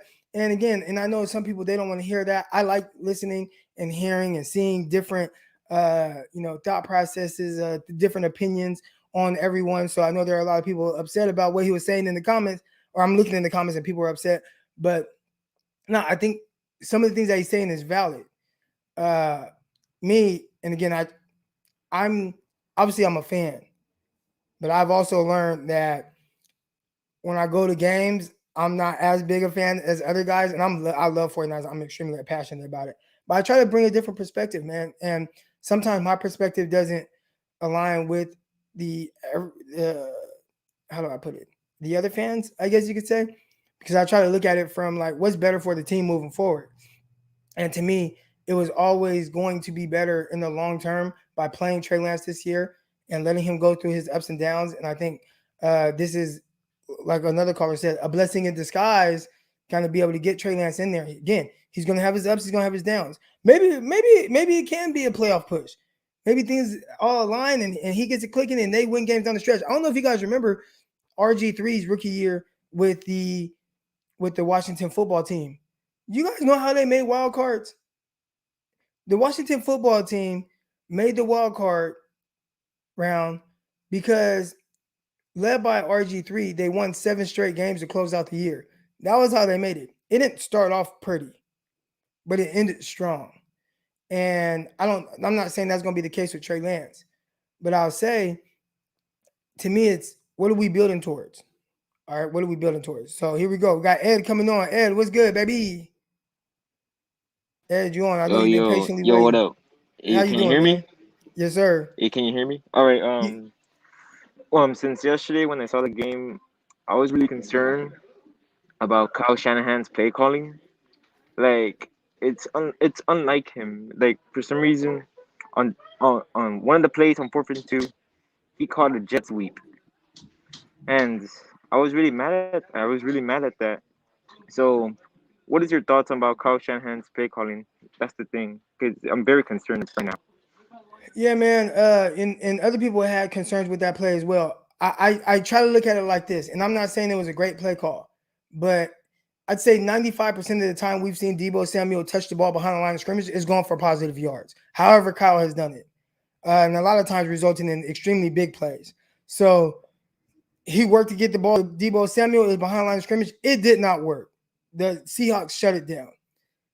But it's hard for me to say it's a bad call because, again, every other time Deebo has touched the ball behind the line of scrimmage, it's worked. So that's kind of my thought process on that. I think in general, just with his play calling, I thought he has done well with calling plays to fit Jimmy Garoppolo's skill set and get the most out of that, whether it's 2019, 2020, whenever it was. I feel like Jimmy is a bit limited, so it kind of limits what you can do offensively, and you have to be efficient within a smaller you have less things that you can do with him. But the things that he does do, he can do them well. But when he doesn't do it well, it just looks really clunky. And I think that's more so what we've seen from the play calling. Now, I'm not completely dissolving Kyle Shanahan of any fault. At the end of the day, this is your team, is led by you, and you have to figure it out, Kyle. And so far, he has not figured it out. But at least in the sense of, it being consistent. But it's tough, man. There's definitely the results just have not been there. So I agree with you from that standpoint.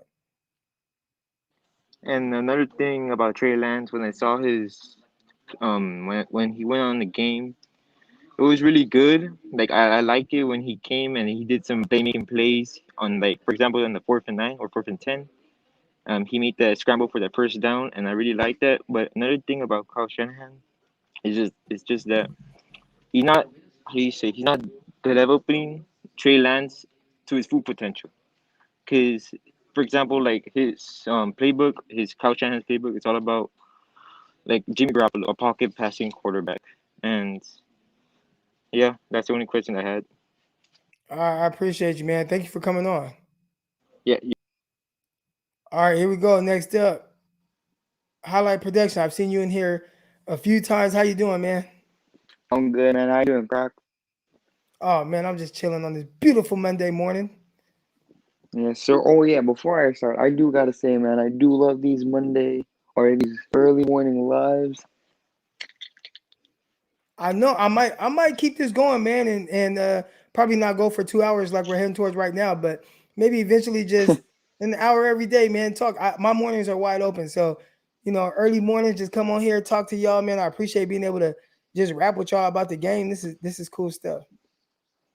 Likewise. All right, so here's where I'm at. This defense, man, like, to me, I still think it's a top 8, top 10 defense, but they can't catch a break with all the inconsistencies, that's happening on offense and on special teams. I feel like every week something is going on that the defense can't maintain that same level of defense that it's projecting out to start the game. Because I think the defense starts off, I think every game this season, they started out really well, but then I guess they get really tired going into it, and they can't. And that's why you see so many points being, except for the Eagles game, where I think they played really well throughout. But it's just, I don't know. What do you think what goes behind that inconsistency throughout the offense and special teams? I think really just the offense being able to hold the ball a little bit longer, right? The offense being able to move the ball a little bit more. I think a big reason why the 49ers defense is kind of get worn down. And well, there's a couple of reasons. One, they played against some excellent quarterbacks over the last couple of weeks. So there's that aspect of it as well. But two, you also had the late game against the Lions and some weird stuff happened there. I thought the defense played very well throughout the game of the against the Philadelphia Eagles, but the offense has to be more consistent with being able to hold the ball and have some drives and put some games away. So I think that's a big issue, a big part of it as well. So I don't know. It's a tough answer. I don't know if I can just dial in on one thing as to what the issue is, why sometimes the defense gets tired. But I thought overall, D'Amico Ryans and the defense have played well. Yeah, for sure. And then another thing, do you think that the outcome of the game would have changed if maybe Robbie was good enough to play? If who? If Robbie Gold was good enough to play and actually kick field goals? I think that would've going up changed? 10-0 changes the dynamics of the game a little bit. Now, I'm not saying it would have resulted in the win, but it definitely would have changed things to a certain extent for sure.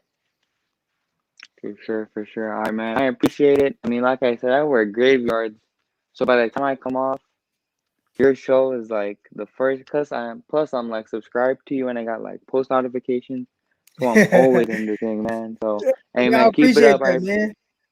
Yes, sir. I appreciate you, man. Hey, take it easy, bro. I'll still be in the. I'll still be watching. All right, for sure. Thank you. All right, for sure. No. Hey man, let me go back in these comments. 'Cause I just saw one of my childhood homies. Where was it at? Here we go. What's up, Albie? What's up, Eric? Long time no talk, bro. Tough loss last night. A lot of good upsides. I'm worried about Trey though. Dude needs to take a page out of Russ's book and learn to slide. First of all, Albie, man, how you doing? Because me and Albie, we go way back. We're talking about Westwood Elementary, Northside, Stockton, California, baby.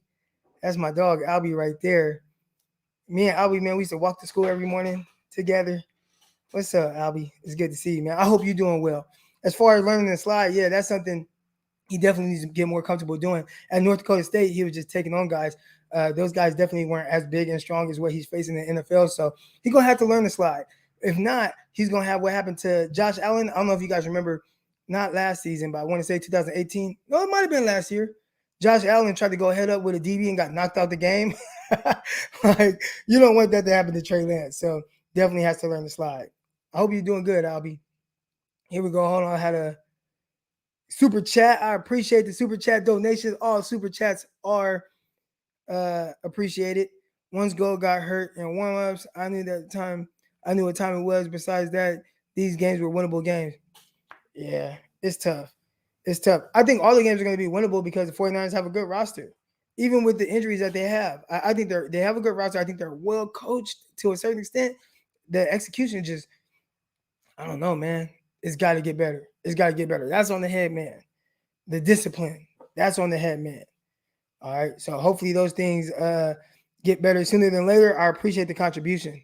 Appreciate that, bro. All right, here we go. Got another guest speaker. Here we go, Ryan. What's up, man? Hey, what's up, man? How you doing? Oh, I'm doing good. How you doing? Could be a little better, but Monday mornings after a loss always a little hard to get over, but it is what it is. Hold on, man. I gotta ask, like, how do you grow a beard like that? Cause my beard is like, you know what I'm saying? But you like Rick Ross in it. Oh, shade counter, brother. All right, good, Look, man. But yeah, what's up with mine, man? what was on my mind is lately is just why haven't Kyle went to a up tempo or 2 minute offense sporadically in the first or second quarter? The Patriots over the last 15, 20 years to get Tom Brady and playing with a lead and the defense having to play with a lead, he always, gave them a little tempo. They were starting off slow. Kyle Shanahan has an offense that has a great playbook, but he never seems to kind of use that up tempo. He always waits till like the last 2 minutes in the half to try to do something like that.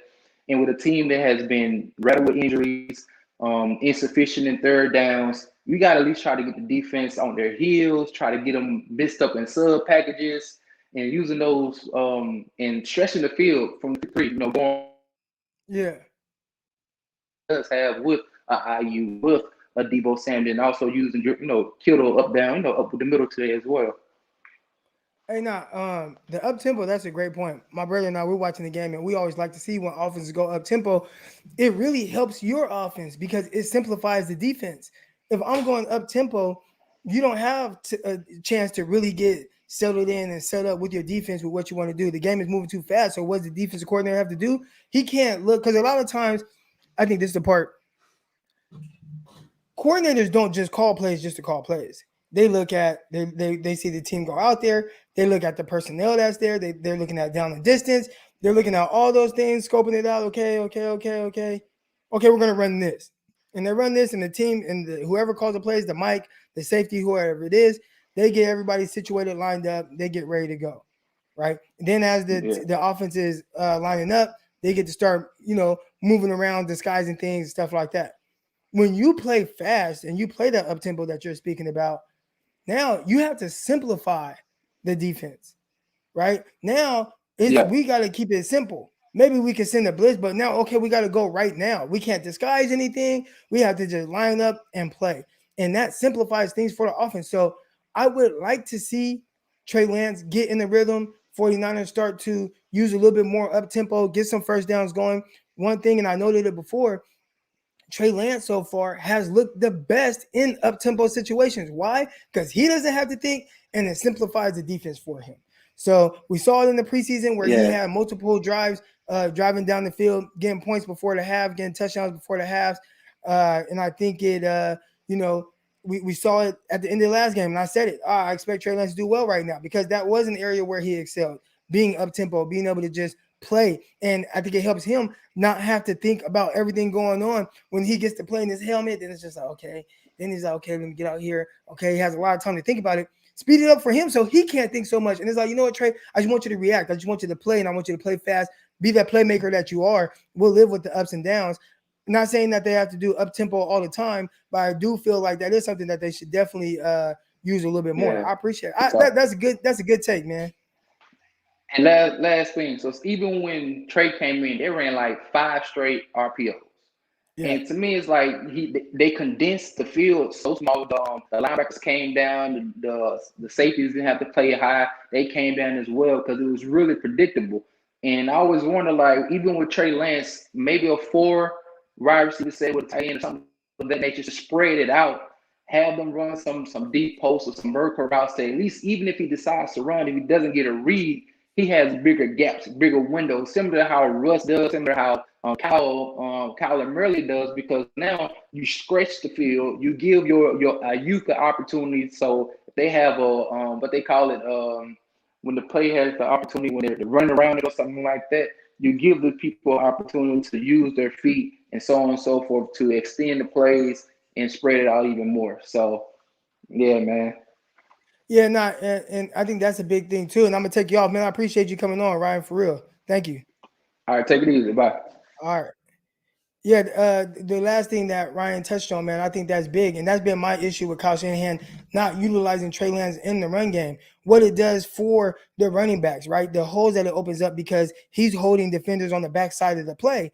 Everybody can't just crash down on the run game. And the run game has been bad. I think everybody was just like, well, it's the running back. It's the running back. You don't have Mostert. Well, yeah, Mostert has a little bit to do with it. But for the most part, this stuff is kind of plug and play with these guys. And we've seen like undrafted guys have success, but the holes weren't there. Everybody's crowding the line of scrimmage. And, I think I didn't understand why they weren't utilizing Trey Lance to open up the run game. When people start to be critical of Kyle Shanahan, those are things that I kind of really go to.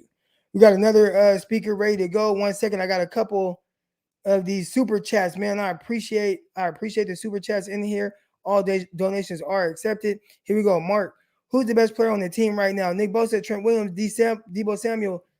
Man, you know the good thing with the 49ers, and this is the thing, they have several big-time players. Fred Warner is probably the best player at his position in the NFL. Nick Bosa is really good. He's still getting his feet back underneath him. He missed all last year, didn't have a true training camp, didn't have a preseason, didn't take any snaps, and now, it's week 4 now. He's kind of 4 weeks into having legit action, and he's playing a bunch of snaps. I think his feet are going to kind of continue to get underneath him, and we either see him get better as the year goes on, but next year we'll see the better version of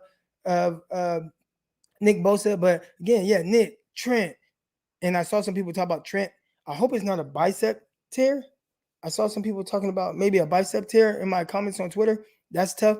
But Debo Samuel, he's playing terrific. George Kittle, he's doing his thing. I don't know who the best player is, but the 49ers definitely have several big-time players. And that's what makes this even more tough. It's like, man, you got some guys. You got some guys. Here we go. Although Lance was shaky at first, I think he has some of the best pocket awareness I've seen in a rookie quarterback in a while. Okay, so Lance's pocket awareness, he might have even been too aware of what was going on from a pass rush perspective. I think there were times where he kind of maybe dropped his eyes a little bit too much. You would like to see him kind of keep his eyes up and maybe make the throw within the context of the play, but that'll come. And until that does come, it's good to see somebody that can avoid sacks, that can get out of there, can make plays with his legs. Again, we're going to see times when it works. We're also going to see times when it doesn't work. But I think, again, it's all about building towards what does he look like week 18? That's the biggest thing for me. I appreciate the contributions, Art. Thank you so much. Thank you. Someone said I saw his, what is the Trent status? I saw his whole arm get twisted. That's tough. Can't lose Trent, man. Can't lose Trent. Here we go. Grand Riser, how you doing, man? Thanks for being patient. Yo, what's happening, man? Shit, I'm a big fan of the show, man. This is my first time being on, but yeah, man. I just wanted to talk about like what I came away positive from the game. So like, first of all, I just want to give the props to the defense, man. The defense played a hell of a game.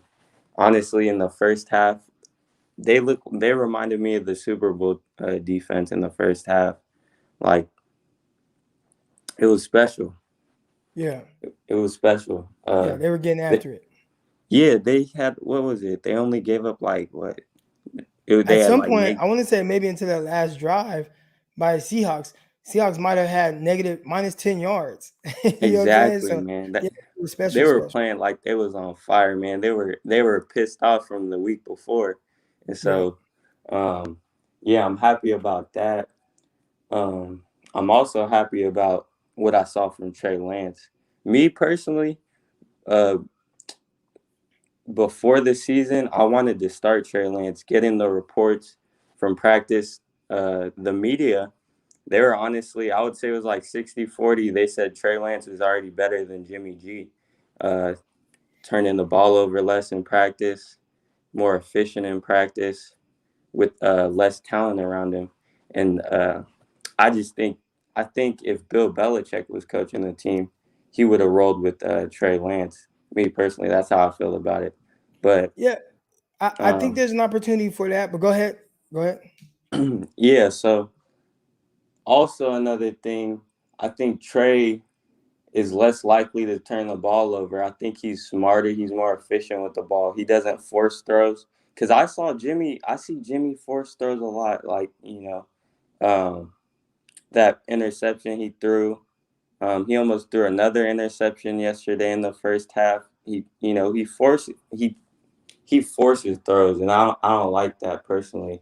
I'd rather you try to extend the play, take a sack, live for another down. Don't just throw, turn the ball over, And I saw Trey do that. Even though Trey, in the first couple of drives, he looked shaky, but he didn't force any throws. That's one thing you could take away. He really didn't force any throws. He extended the play. He used his legs. He kept the play alive. He lived to see another down. And that's one Right. thing I really loved about Trey coming out of college. And so I honestly think that this team has a better shot winning with Trey Lance than it does Jimmy G. I know a lot of people might think that sounds crazy, but that's just how I feel about it. I think he's a better player right now. And so Yeah. I'm just really excited, honestly.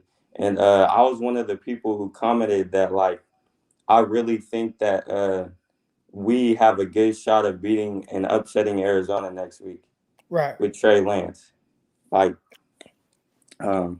all this week leading into the Patriot game, I was talking to a lot of people saying the Bucks were gonna spank them.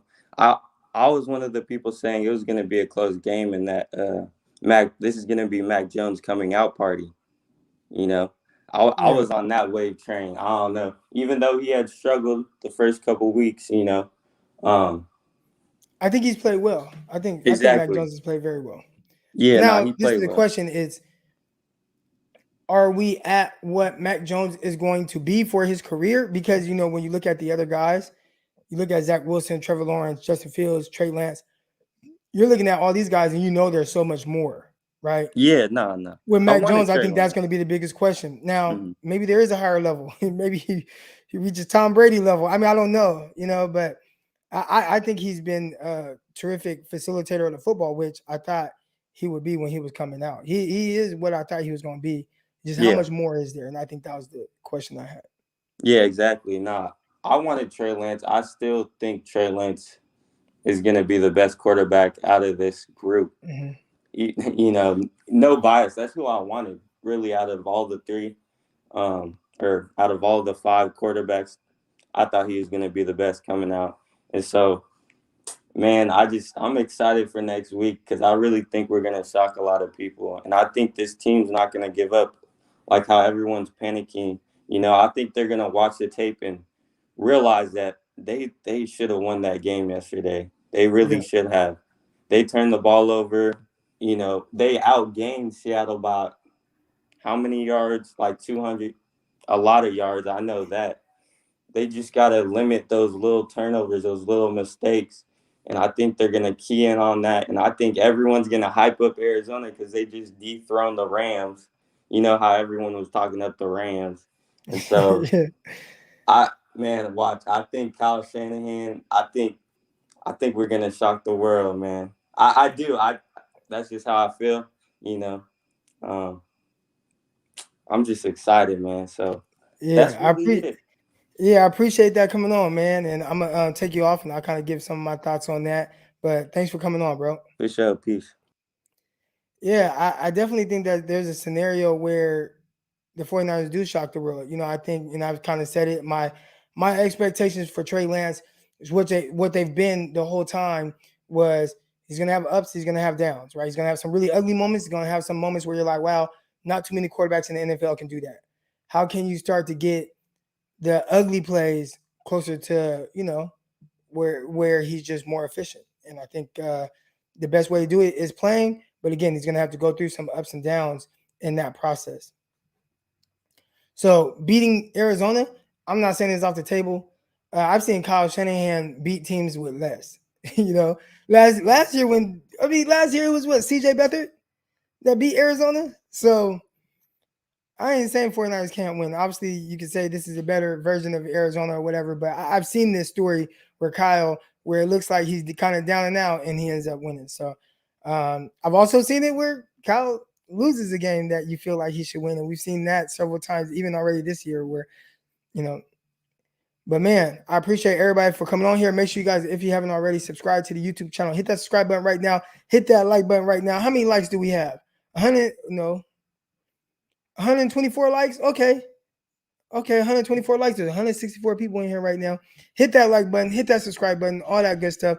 I appreciate everybody that's in here. I think we're going to take it off air right now. Make sure you guys, I appreciate all the contributions. Listen to Locked On 49ers with myself and Brian Peacock. Go listen to Locked On 49ers right now. Locked On NFL Draft. I know it's early. It's not draft season yet, But you guys want to, know about some big time defensive players from Georgia. The quarterback Desmond Ridder, just talked about him. Drake London, big receiver. Oh, he said, yo, what about my contribution? Hold on, I got you. Hold on. Here we go. Oh, almost forgot. See, okay. Appreciate you. Thank you for holding me accountable. See, that's how Kyle Shanahan holds people accountable. You just held me accountable too. It's all about how you react to it, man. I reacted. I was wrong. You got it, man. Trey was trigger happy. Literally, think he was going through all of his emotions when he stepped on the field, and I'm sure he'll work that out. Oh yeah, I could only imagine what he was going through, being out there and just amped up. Again, gotta settle. You gotta get settled down. You gotta get settled down. At some point, it'll become more natural for him to be out there. When will that be? When will everything slow down for him?